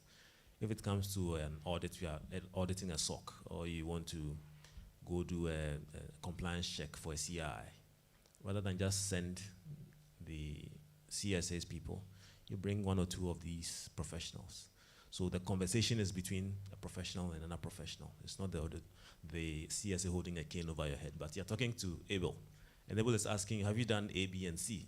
You respect Abel, so you are more likely to respond with honest answers, and Abel can tell you, okay, well, you know you can do A, B, and C. So those are 3 approaches we've used, and it's collaborative, and we think that would reduce the friction and help us to build Ghana to where we want to be in terms of cybersecurity. Thank you very much. Any questions, contribution? Sorry. That's the regulator speaking. Let me just tell you what it looks like on the other side too, because you need both. You know, security is easy to explain when the other party understands that you are actually preserving his business. When the other party understands that you are actually being a friend and enabling him to achieve more of whatever it is he or she looks out for. So if you come to my organization, for instance, only 3 or so weeks ago, we had the MD himself seated, and we are doing a simulation for what happens if there is, say, a ransomware attack. And I am not pitched against, but you know how these things work. The CISO is on one side, the CIA is on the other side, and you're having a conversation that says that if this happens, what? You've done this. No, it's not good enough. There's a gap here. And you have somebody who, let's face it, an MD he's not an IT person. But you see, information security is common sense. You can explain it to anybody because you can devolve it to dollars and cents, or in Ghana, cedis and pesos. And so once that conversation goes on, he can tease out, okay, there's a gap here. Abel says that as CIO, he needs 1, 2, 3 to fill that gap. Okay. Then the CISO might say, oh, I need da-da-da-da-da. You say, come on. The cure is worse than the disease. Okay. We can accept this risk. Maybe because you've looked at the probability of it happening, or the impact of it happening to when you, in your matrix, you say, okay, we accept this risk. That conversation, when you are self-regulating, it makes it easier. Isn't it the elders who tell us that train a child the way he should go, or the Bible that says train a child the way he should go? And when he's grown, he will not depart from it. If your regulation is within you, if you are regulating yourself, it makes it the job of my brother easier, because he doesn't really come to hold a stick over your head. Whatever he does complements what you're doing. And when he's coming through the door, you see a friend, not macho, Ghana police style. You've crossed the red light. He's not going to make sure that the red light works or the traffic light works. Because there are traffic lights in Accra where the red never comes on. You know that when it's all black, then you stop. Because those who use that road all the time know that it's only the yellow and the green lights that come on. I mean, come on. You try to fix problems before they occur. And then when they come in and you see them as complementing your efforts, then you can achieve more. But when you see them as the macho kind of regulator, or they are throwing stumbling blocks in your way, then you create more friction. More friction means that I am unlikely to do who are you to come into my office and tell me how to live my life? No. Meanwhile, he might be the very person telling you what you need to do to save yourself.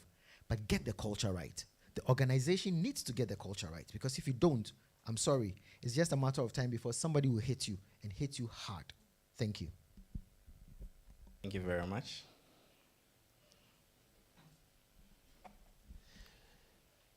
There was a question.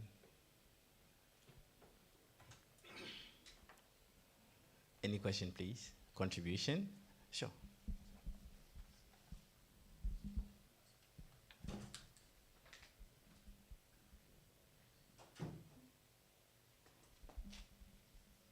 So my question is, what happens when the cybersecurity defense mechanisms inadvertently trigger some level of,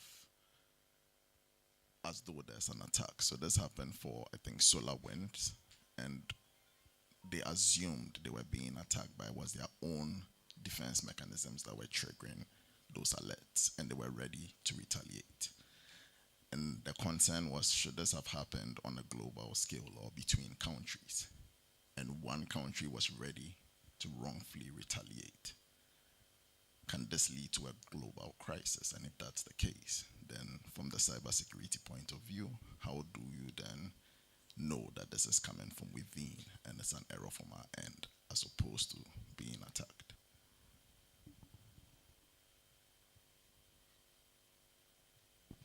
I think let me give that a shot before I hand over. I think it's going to be quite interesting to detect if it's inside or from outside. We've seen inside attacks going outside before it comes back. The internet's actually now so small that you could essentially be in any country and target another country. So it becomes quite interesting to detect that.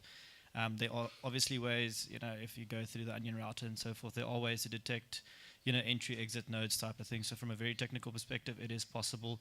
It'll all depend on I would say, the vendors that you work with and your SOC, your security centers, essentially. They will be the most reliance on it. And I think, once you go into the war room, when there is an event, it's very important to see how much effort should go into it. Because I think it might be, you could be chasing your tail, I think is where the question comes from. But if you look at the wars that are currently happening, you would expect a lot more reliance on cybersecurity, turning off power grids and so forth. And it's not something that we've seen in the last 2 or 3 years, but it's definitely something that's possible. I think one of the very first ransomware ones, Stuxnet, was 2011. It actually targeted a nuclear power plant. So it is something that, it's actually old news already. So it's very possible, but it's very interesting to see that it hasn't been weaponized to the fact that you expect, in today's age. But it's definitely something to look forward to and, be aware of.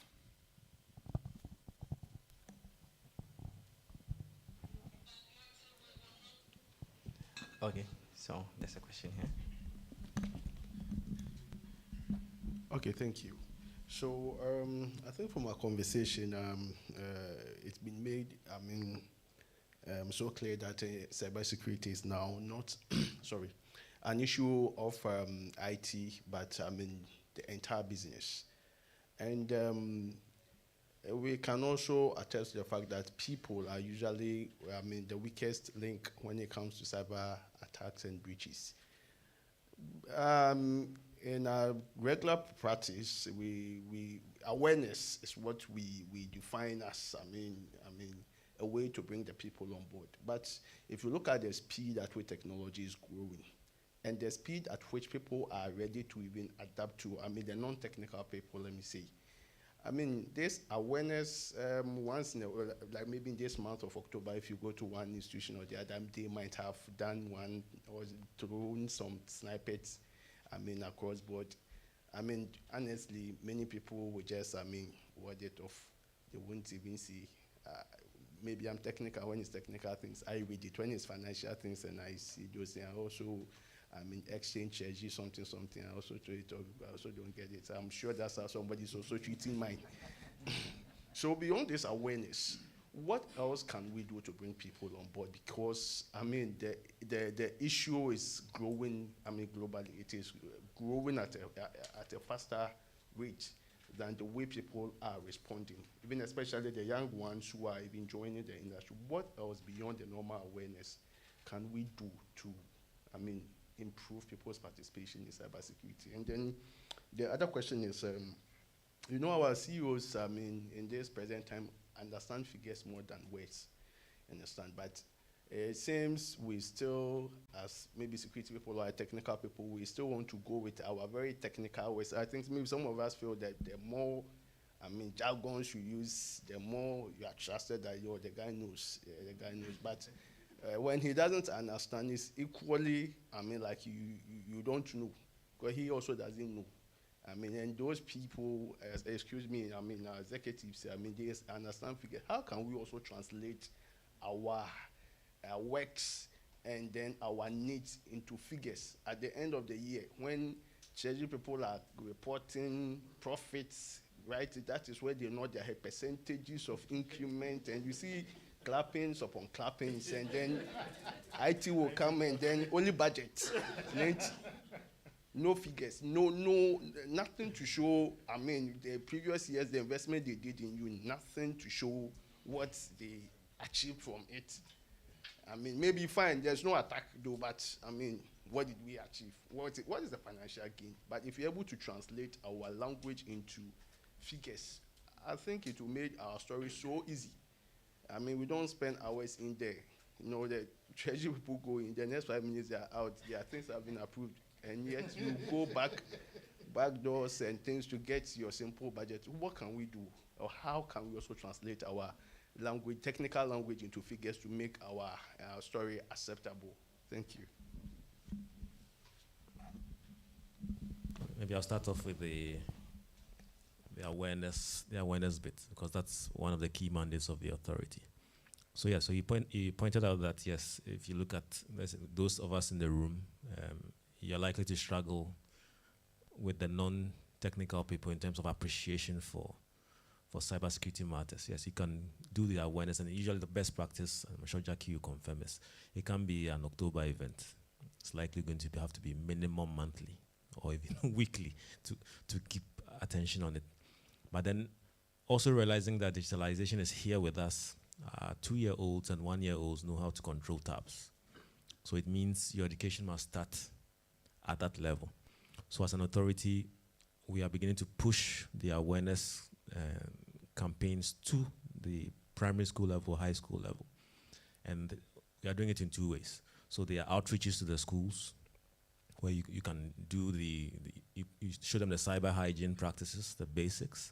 And for the high schools, we've even made it a competitive thing. So you'd have heard of the cyber challenge. So if you know science and maths, the science and maths quiz, this is the cyber equivalent. So this year we did 70 schools, did a lot of training, and then brought them together into a competition, 4 zones, and about 2 weeks ago, St. Peter's won. So that's one way. So once you make it the gamification, what we call gaming effect, right? You game something, people all of a sudden get very, very interested. But then from a curriculum perspective as well, so we are beginning to work with the GES, work with GTech. So universities, we are beginning to look at them creating actual cybersecurity training curriculum for the GES, where you're coming to even the lower levels. It's not just, shouldn't be just the ICT that they are doing. What's a computer, screen, mouse, and whatnot. So we start putting in actual cyber basics in there. So that's one way. So from that approach as well, so give or take in the next 10, 15 years, the pool of people that would have at least a certain basic appreciation for what they should do when they are online will be better. And hopefully that translates to more aware citizenry in terms of cybersecurity. Thank you. Awareness side. Like Stephen said, it can't be an October thing. You need to build a cybersecurity culture within the organization. It has to be a culture. So that it's ingrained in the very foundation of the organization, and everybody understands it, owns it. There's clear leadership, guidance, adoption, and support for it. And it's at the very foundation of your organization. Like you're saying, it's moving too fast for us to touch and go. Come and teach you one thing and say, okay, bye-bye. 3 months later, we'll be back. It's moving too fast. It needs to be at the very core. So when new people are coming in, it's part of induction. They are made to understand that this is the way we go here. Okay, you are given a training, whether it's every month, you need to take it, you need to understand. There's a phishing assessment. You need to understand what a phishing, you need to know what a phishing email looks like and be able to sort of run away from it or counter it. Okay, so it's not really about awareness, because the funny thing is, having been here for so long, I noticed that even the cyber team, the very hardcore technical guys, they don't think awareness is something you should assign to them. They want to be in the SOC and doing the very technical things. They'll leave it to those who are less technical in the team, because they don't think it's that important. So if you're going to leave it to sort of periodic events, you're going to face a problem. It's moving too fast. sometimes it's slightly complex. We have to break it down. So you need to build a culture within the organization. If you haven't started, it's time to take a step back and say, okay, how am I going to weave this in the organization's culture that is sort of second nature to us? That if you see, when people see me in the lifts, I'll be like, have you done your training? You know, we're joking, but, you know, just trying to normalize it, okay? You know, you have to have that open communication lines where when people see something they are not sure of, they can easily come back and ask you, and you are able to easily explain, come down to their level to explain, or break it in basic business terms for them, business from their side, to explain the effects of what they are doing or what has happened to them, so that there's an accountability for it across the entire board. I'll let Abel take the treasury and the IT question. Thank you very much, Jacqueline. I'll tell you what, it's difficult, very difficult. I understand your pain because I go through that pain too. I'll tell you what happened in one of the banks in Ghana some time ago. This CISO security guy comes up, and he comes up with a fantastic number which he believes represents how much savings he's made to the organization because he prevented some attacks. See, and technical people like us, you see, when you only know ones and zeros, that's what happens. Or zeros and ones, that's what happens. Comes up with a fantastic number bigger than the GDP of Africa. And there was, you are talking to people who know finance and economics like the back of their head. Say, my guy, even the whole Africa, we don't make this GDP and you save this much for this bank. You get, you sound ludicrous. So, whilst it might be easy, you might want to go toe-to-toe with a treasury guy whose numbers show up on the balance sheet, P&L, he can say, me, this is how much I contributed. You can see the line tagged to them. You probably might not have that direct effect. So this is where, again, influence comes in. Building coalitions come in. You see, sometimes the leader or the person who is, set at the top of the organization, most of the time is not the quote-unquote smartest person in the room, right? But he knows how to build coalitions, how to get people to work for him. And maybe that's an art. I always say, I'll go back and learn philosophy. I tell you no lie. That is what we need to learn.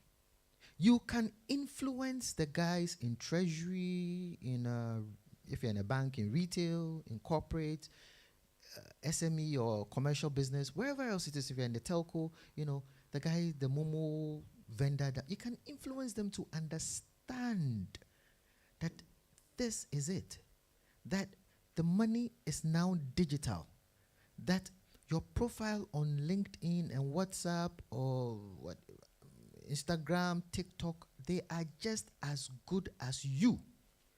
And so if your brand is not protected online, if I can come in and put up nasty stuff about Vish on his LinkedIn profile or anywhere, and you can't do a takedown, what do you think happens to Vish? Once it happens to Vish, they'll say, but who is Vish? He's, I hope I get your position, senior partner at PwC, blah, blah, blah. Do you want that for your company? No. So I'm helping you, okay?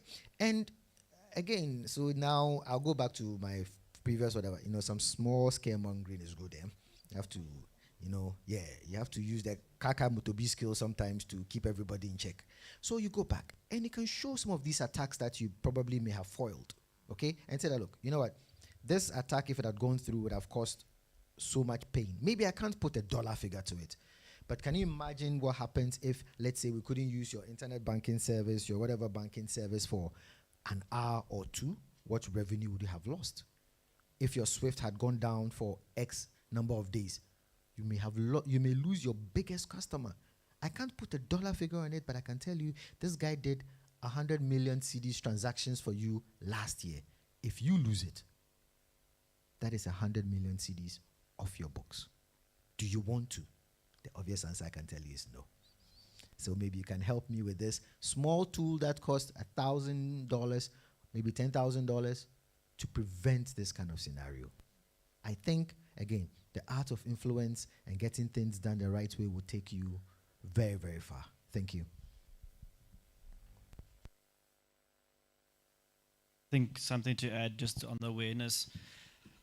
It's very important to make sure that you do training on awareness, make sure that repeat offenders get additional training type of thing. I think having people for specific sectors or departments having specific training towards them because they might be targeted a bit more. So those are very important. Taking some control away from the end users, you're putting certain things in place to say that finance can only access finance functions, HR can only access HR functions. Those limit the impact should one of those be fished successfully type of thing. So very important.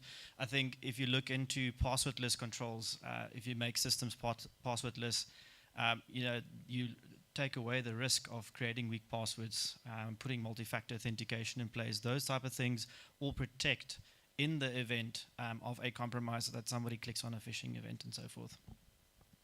I think talking to the second part around finances, we typically see clients spend a lot more on cybersecurity after a hack has happened or a compromise. You tend to say that you save so much. I mean, we can look at the DTI survey where we say a typical was 100 to 500,000 US dollars was your typical compromise. So there's values to certain things, but as soon as it happens to your company, you actually have a monetary value to say that, well, this has now cost me a couple of million. What can I put in place and so forth? And sometimes it takes one or two of those rounds to say that I'm actually doing sufficient. There's no silver bullet to cybersecurity. So there is a balance between investment, and I think it was mentioned earlier, where's the fine line of balance where we can accept a risk or where we can't. Thanks. Sure, thank you. So before I take the other questions in the room, there are some questions online I would like to take. I think this goes to the regulator, where someone wants to know now most financial companies or institutions are using chatbots, and what's the regulator's take on Gen AI?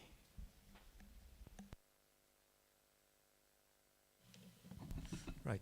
So at the moment, I wouldn't say we have a specific regulation on AI per se, but like you'd see in the industry, you're not treated different from any other technology you've introduced in your organization or in your ecosystem, meaning there are some basic, you need to understand what it is you're introducing and have certain controls in place. So, someone is going to be doing certain queries to a large language model, LLM. Okay. Now, is that model yours?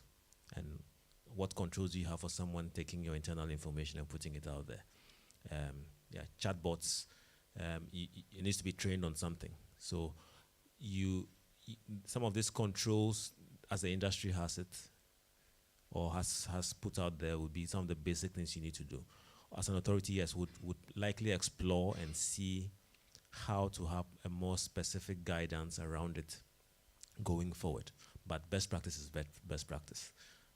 As CISOs or as cyber leads, we are in networks where we are hearing about these things. We are learning from the bad things that have happened in other jurisdictions. So let's apply those, and the regulator will also complement it. Thank you very much. There's 2 or 3 questions there.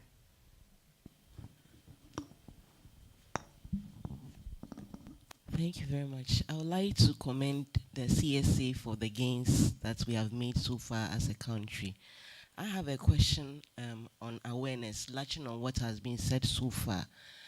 I'm concerned about the gap between those of us in the urban areas and those in the rural areas. Why am I saying so? We know that as a country, we have the National Financial Inclusion and Development Strategy agenda being pushed by the government with the aim of ensuring that everybody is financially inclusive. However, when we look at the year-on-year report from BOG on the fraud report, which is released annually, the statistics that we find in there are quite alarming. And among the top 5 elements or areas that have been identified which contribute to these fraud in Ghana, we have cyber and email fraud. I just want to throw a question to our panelists from CSC. What are we going to do differently to ensure that we bridge the awareness gap? Because financial inclusion is something that is being pushed at the top by the government. Thank you. Hello? Okay. So thank you for the question. Yes, so indeed, that gap has been realized. A lot of our awareness campaigns seem to have targeted the urban areas, but then there is a definite push to extend it outside the urban areas. So on a number of fronts. So the Capacity Building and Awareness Creation Division is beginning to work more closely with the regions, the regional leadership districts, where we push out the kind of campaigns we do in Accra, for example. We are able to do them at the regional level.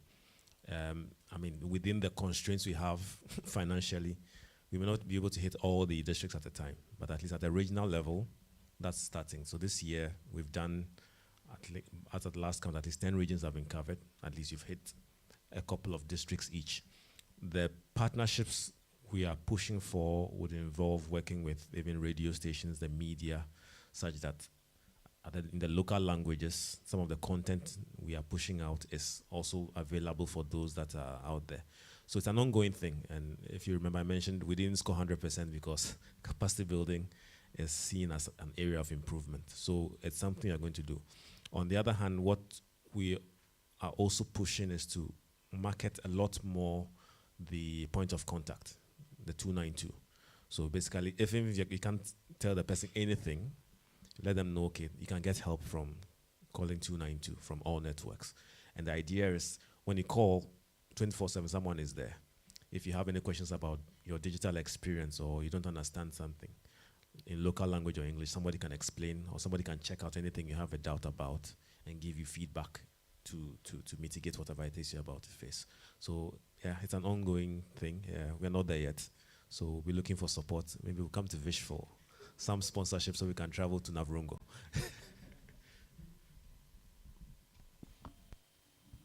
I know we have a number of questions.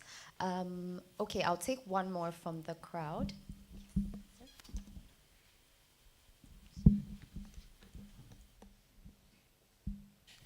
Thank you very much, and great discussion going on. Just a quick one to add to the question my colleague asked with how do you put the numbers there? It's been dealt with. Just a little addition is, you can do a phishing simulation, for example. Now, at the end of the day, based on the results, you get to know that all these people fall prey to it. And you may get very key people.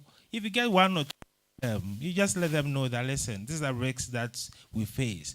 And cyber is not always shutting down the system. Reputation is key.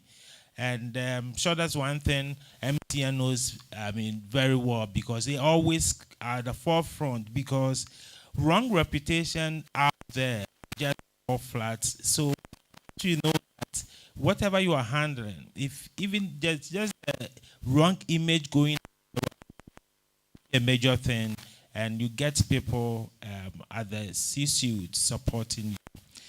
To my question, quickly to the lead from CSA, I just want to find out, as a country, cybersecurity is a journey, the maturity is a journey. How will you rate our maturity level just with election just at the corner? I remember very well the head of CSA warned us somewhere in June that as a country we need to be very careful because of these elections. And I'm sure most of my colleagues here will bear with me that for some few weeks now, the networks have been a bit unstable. And it's sending a lot of feelings out there. Is there something going on? So what's our maturity level and all of that? And secondly, lastly, if you take Bank of Ghana report, it's very helpful. And I want to find from CSA whether there's plans of pushing similar report from the various sectors so that it will help us in our conversations in the office. So, for example, I can take the Bank of Ghana fraud report for 2022-2023. Among what my sister said is that insider involvement in this fraud have gone up. So if I'm using the numbers to justify why we need to increase our awareness in organization, the figures are there. But if we can get similar for various industries, energy and all of that, then it's become more specifics and more solid for us. Thank you very much. Great, thank you. Lots of interesting questions. Maturity level, yes. So we spoke of the ITU index earlier, but then there's another model we call the cybersecurity maturity model. It's run by the Oxford University. So when we started our journey formally somewhere in 2017, they did an assessment in 2018. So this model basically measures around, okay, what kind of policies and strategies do you have? What is your cyber culture like? How are you building knowledge in the ecosystem? Or how are your legal and regulatory setup like? And then standards, organizations, and like. So 5 key areas. Then they have 5 levels. So first level is initial, meaning you are just starting. You have formative. Then you have established. Then you have strategic, and then dynamic. So in terms of maturity. So when we started, we were at formative, meaning we had an element of the law, and then we're now trying to find our way. So fast forward 7 years, we are now around what we call strategic. So strategic in the sense that, okay, we've been able to put certain structures in place, especially in terms of laws, regulations. You've got an element of a national view of how we respond to incidents. So you have a national computer emergency response team, and that also is being built to work with sector type incident response teams, okay? You're also looking at a lot of international cooperation. So we've signed stuff like the Budapest Convention on Cybercrime. You've done the Malabo, which is looking at data protection across the continent. So if you do all that, and based on those objective measurements, we are on a strategic level, but you're not yet at dynamic where you're at full maturity. So that's where we are in terms of, if you want a national view. Now to the bit about, okay, putting out reports that give us a better visibility of what's happening. So it's something we've started. I guess we are at the stage where we'll start publishing them. But the point of contact I mentioned earlier, the 292, we collect fairly good statistics from the public. So that's public facing. So we're able to build a certain profile of what's happening. So if you watch our pages and our handles, you realize that every month you probably see a public alert saying, okay, this has happened, this is how it happens, this is how you fix yourself. So we get that trend. So we'll get to a place where we publish it. And then when it comes to industry-wise, we've started working on threat landscape, which is more global. So we are working with the sector regulators, Bank of Ghana for financial, NCA for telcos. Now, not all the sectors have got yet. For example, we are working on energy now. We are working on health. But we expect that within next year, you start seeing reports on a periodic basis that will say, okay, well, this is the global view. These are the kind of attacks we saw in this sector, that sector, that sector. So it's in a few months, you surely start seeing that.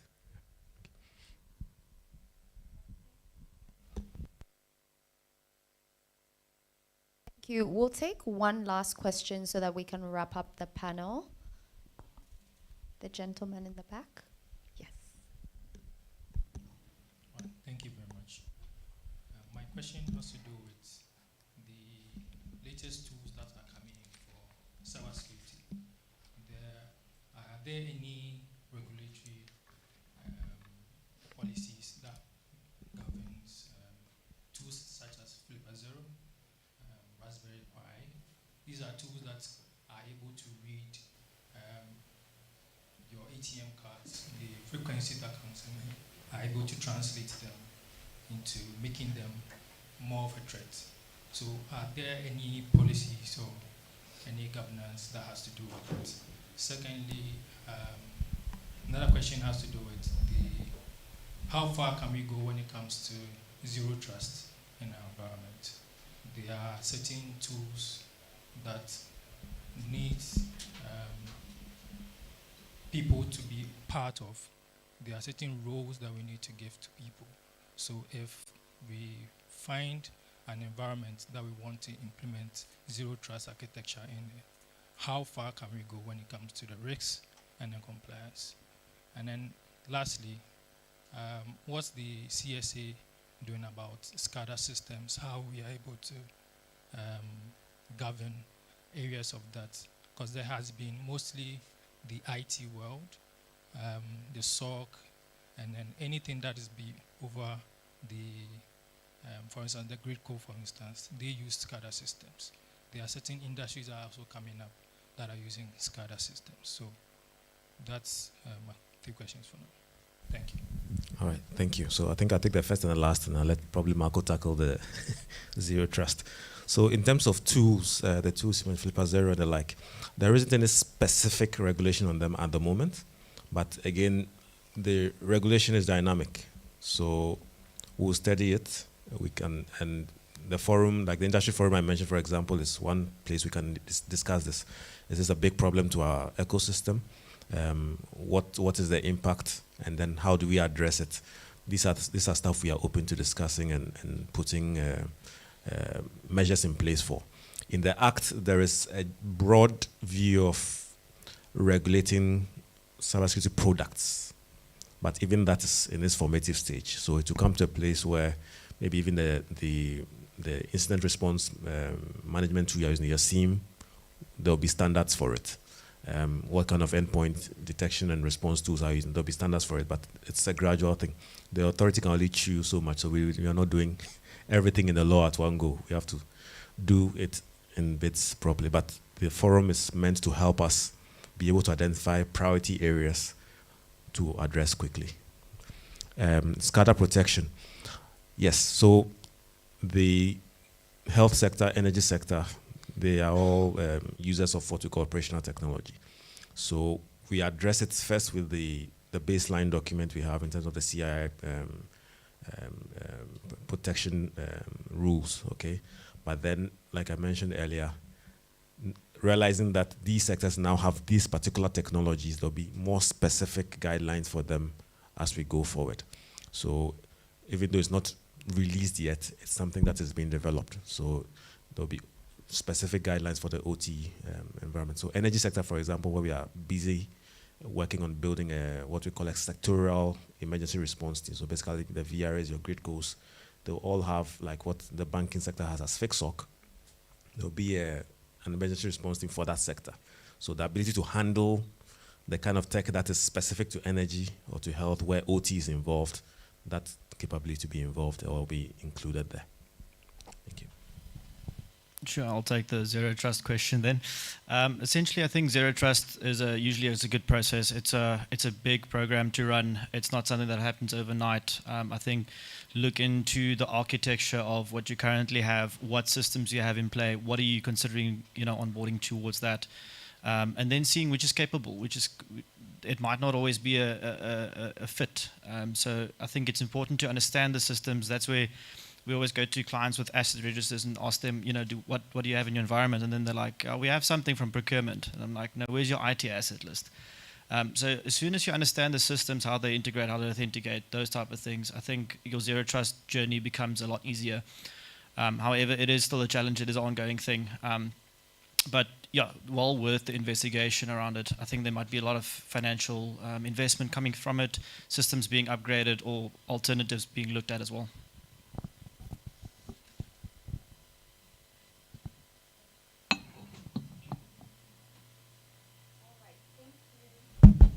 Thank you all so much for your contributions and the questions. Thank you so much to the panel. We appreciate your insights and the wonderful stories you've shared. You may take your seats. We still have our colleague. A round of applause for them, please. Thank you.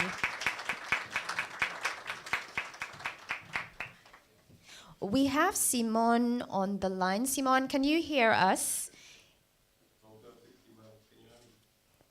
Fantastic. Simon is a director for cybersecurity with our PwC Luxembourg office, and he will be presenting as well. Simon, you may go ahead and share your presentation. Okay, perfect. I hope you see my slide right now. Can you tell me if that's working, please?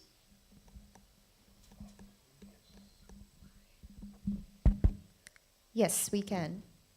Okay, perfectly. Good morning, everyone. So, as my colleague mentioned, I am Simon Petitjean, so cybersecurity leader of PwC Luxembourg. And thank you very much for the very enriching discussion. It was a great quality panel. Learned a lot, and I wanted to share. So I will try to discuss a bit more about cybersecurity leadership. So as we gather today, let's just take a moment to think about the most powerful symbol of leadership. That is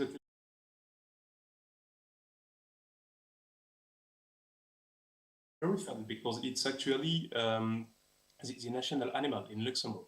We call it the Rode Leeuw. It means red lion in Luxembourgish. And that's even more funny because there's actually no lion in Luxembourg. But it's known for strength and courage, and it's the essence of leadership by not only leading its group, but also protecting and guiding those around it through the challenges. And in the context of cybersecurity, this idea is crucial. I mean, just as a lion navigates in its environment with a clear sense of direction and purpose, we as leaders, we must cultivate resilience within an organization. By fostering a culture of awareness and collaboration, we can ensure that we not only face the challenges head on, but we also empower our teams to evolve through them. So today I will be a bit excited to share some insights and strategies that will help you embrace the qualities of effective leaders, those who inspire and navigate the organization through the complexity of our digital landscape. So let's together go beyond the bridge. As I mentioned, I'm here to share some insights that I've gathered over a decade of cybersecurity, working on, or as you can see on this slide, multiple sides of the fence, so to speak. So I've begun my journey by a unique balance of offensive and defensive security, as well as a bit of incident response, because when everything goes wrong, it's about going through the incident response process. And it gives me the privilege of seeing both the strategies that works and those that can hold the business back. So over the years, I've worked closely with companies across various industries, and I recall that some of the participants talk about, let's say, more industrial. I heard about SCADA, I heard about banking industries. So I work with a lot of industry to help them not just strengthen the defenses, but also to truly transform their approach to cybersecurity. So for me, cybersec is not just about locking down assets, it's more than that. It's about enabling leaders to drive sustainable, forward-seeking growth and ensure that the business is resilient in the face of modern threats. So my role has been and continues to be about guiding leaders through the complexity of today's digital landscape today's digital landscape. And when I ask my colleagues around, when I've been asked by my colleagues to design this talk, I asked myself, what was the greatest example of leadership I saw over the past years? And I actually have an actual war stories. It really happened in my career. I was in charge of penetration testing a company. So basically I was paid by a company to try to hack into the systems and eventually make it better and safer. So I've been doing this for years. Each and every years after the reporting, the management accepted all the risks, because, well, actually they estimated that it was not feasible or possible or would never happen. Sorry. And guess what? One day I've been called by the CISO of the company right in the morning. I recall because it was like 6 a.m. and the guy called me 2 or 3 times. And at some point I was like, oh, that's not normal. I should definitely take this call, and explain that they've been under attack. And the company, for the context, it's still an IT company that is in charge of hosting most of the small and medium companies in Luxembourg, meaning that their job was to actually host IT systems for clients that were not IT companies. So you can imagine that being attacked has got extremely high impact. Long story short, they went out of business for 2 weeks. So in terms of reputation, in terms of benefits, in terms of doing your business, it was bad. it was as bad as it sounds.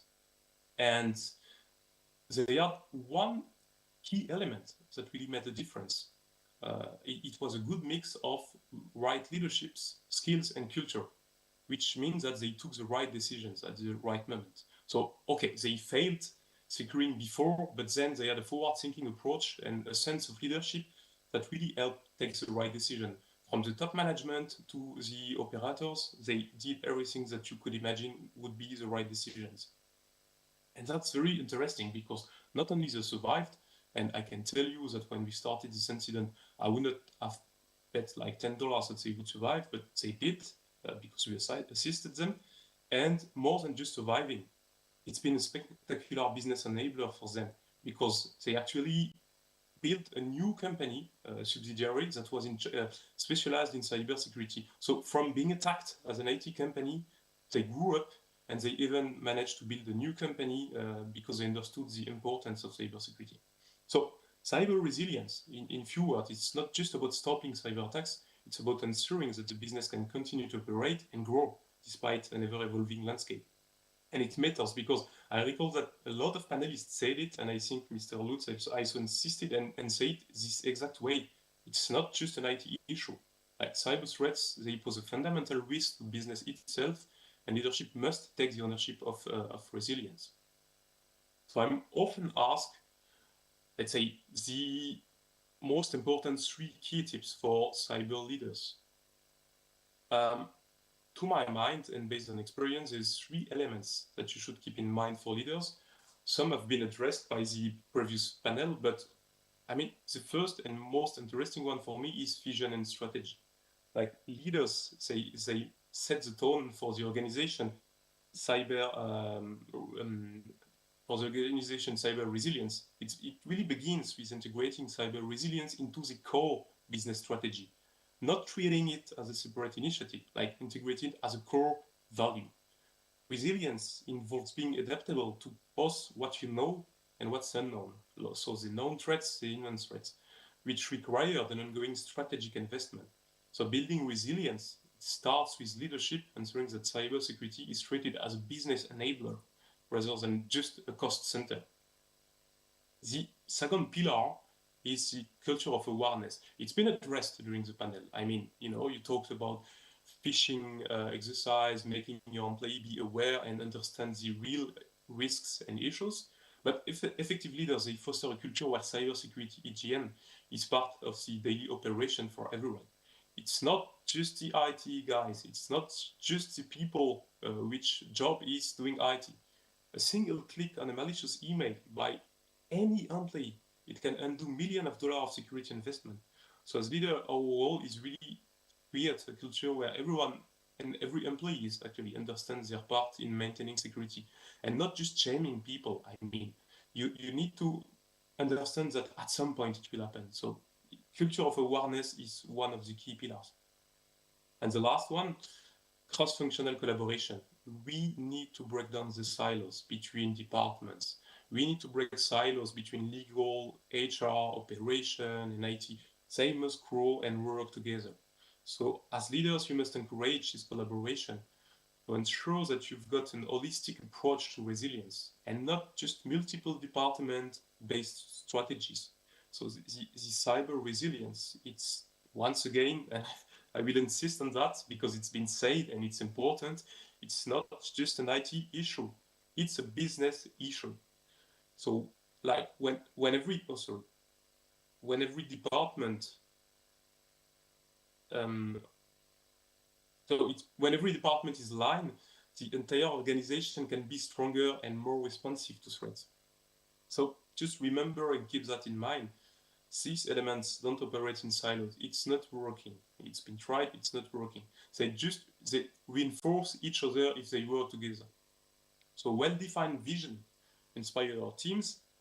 A culture of awareness empowers them, and collaboration ensures that everyone's strengths are aligned towards the same goals.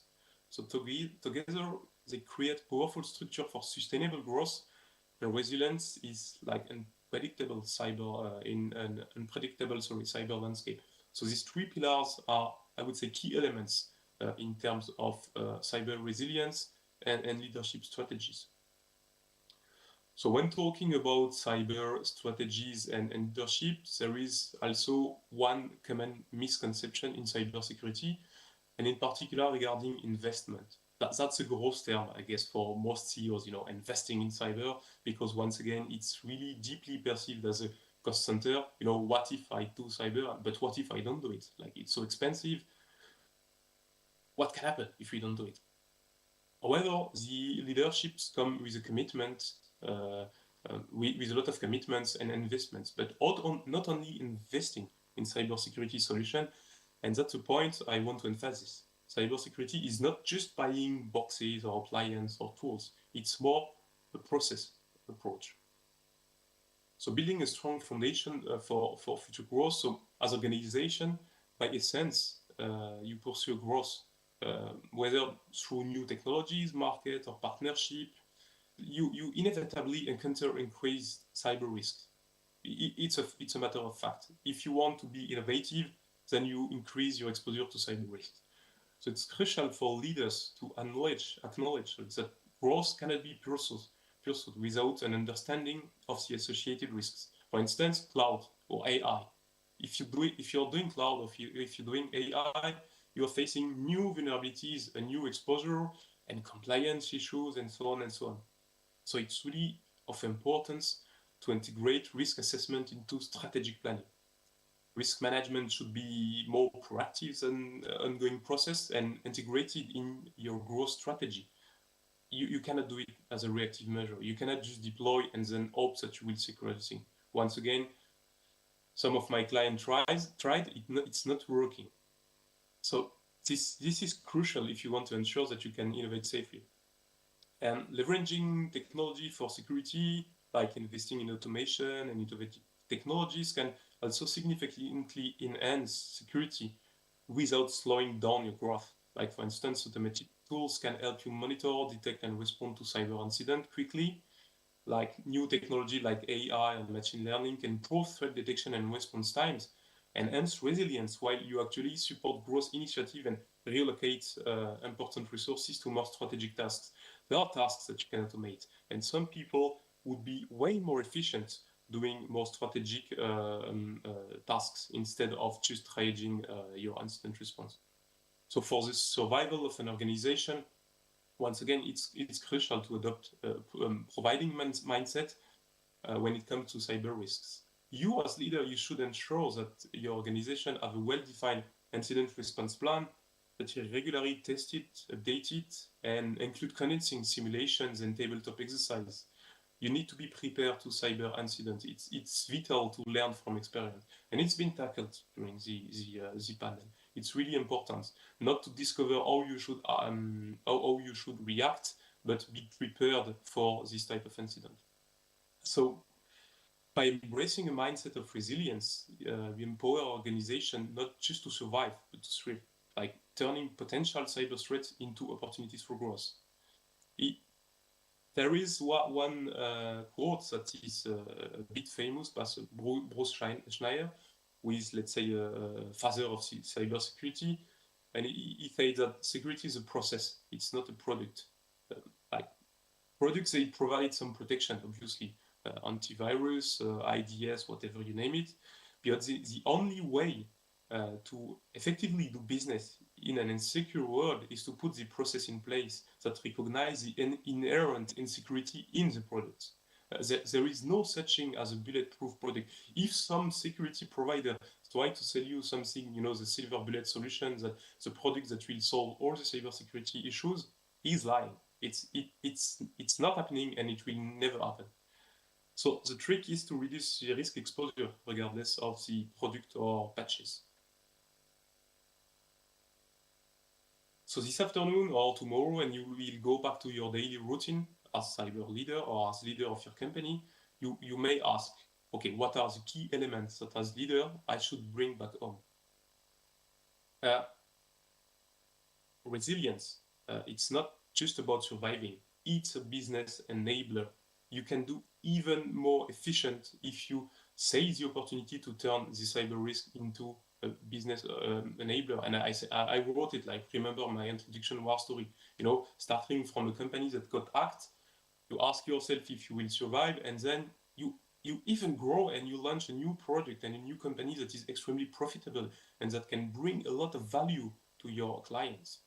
So with the right leadership strategies, businesses can turn cyber resilience into a massive, and I insist on massive competitive advantage. You know, be that company, be the company that goes through a crisis and grows from it and stand tall. So strong, secure business can confidently expand into new markets, adopt new technologies, and grow without fear of setbacks. So resilience is more than just protection. It's about enabling the business to move faster and more confidently, knowing that you can handle whatever comes. Well, there's also another quote that I really like from the former US President Franklin Roosevelt, which is a smooth sea never made a skilled sailor. So, I mean, if it's just doing business as usual, well, it will be as it is. You won't grow if you are not prepared to facing this type of risks. So once again, let me conclude this keynote with, once again, a very important point. Cyber resilience, it's not just surviving the next attack. It's more than that. It's ensuring that your organization can adapt and emerge stronger. So thank you very much for your attendance, and I will leave you the floor if you have any question.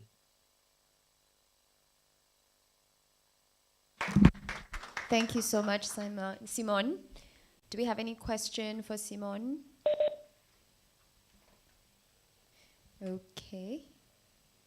All right, then. I think we have come to a close for our cyber forum. As Vish said, it's Cybersecurity Month, so we should go hard on that. But then from our resources as well, it shouldn't just be in Cybersecurity Month. I would like to invite our Associate Director, Sylvia Ifriye-Bema, who is an assurance services director, associate director, I've mixed myself up, to give us the closing notes. Thank you, Aku, and good morning to everyone.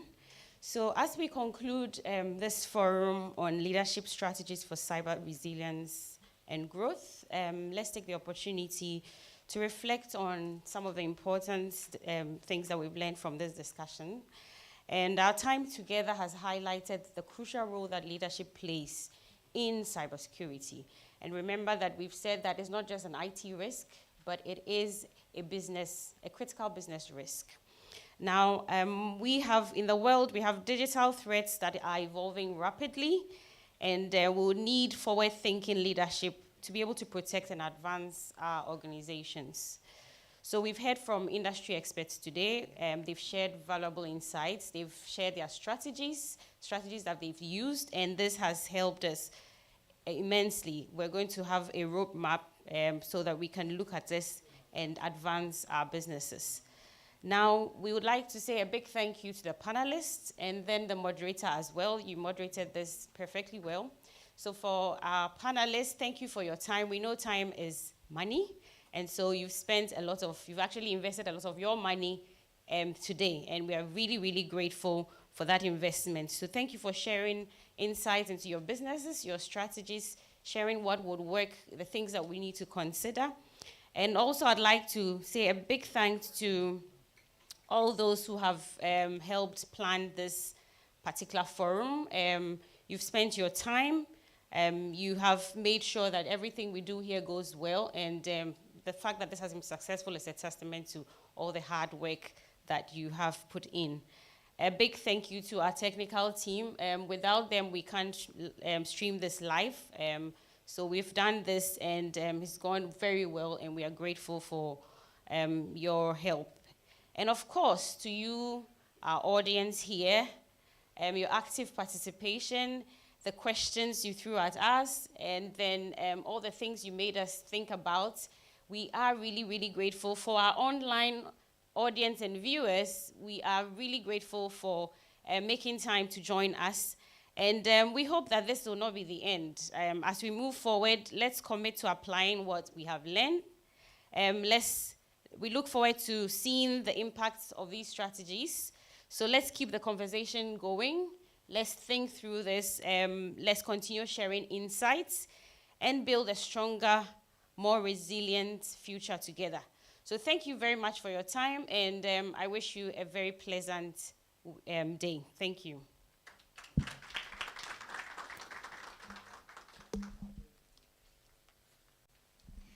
Thank you so much, and we bring the forum to a close.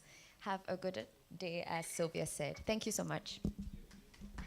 Please do also scan the barcode to give us feedback. Would really appreciate your feedback, as it helps us do some continuous improvement. Would also like to do a group picture.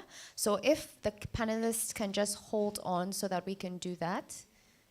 Yes, and please go ahead, mingle, network, connect with one another, exchange some business cards, link up on LinkedIn. Yeah. We also have copies of the report available, which we will send by email. So please do keep an eye out for those.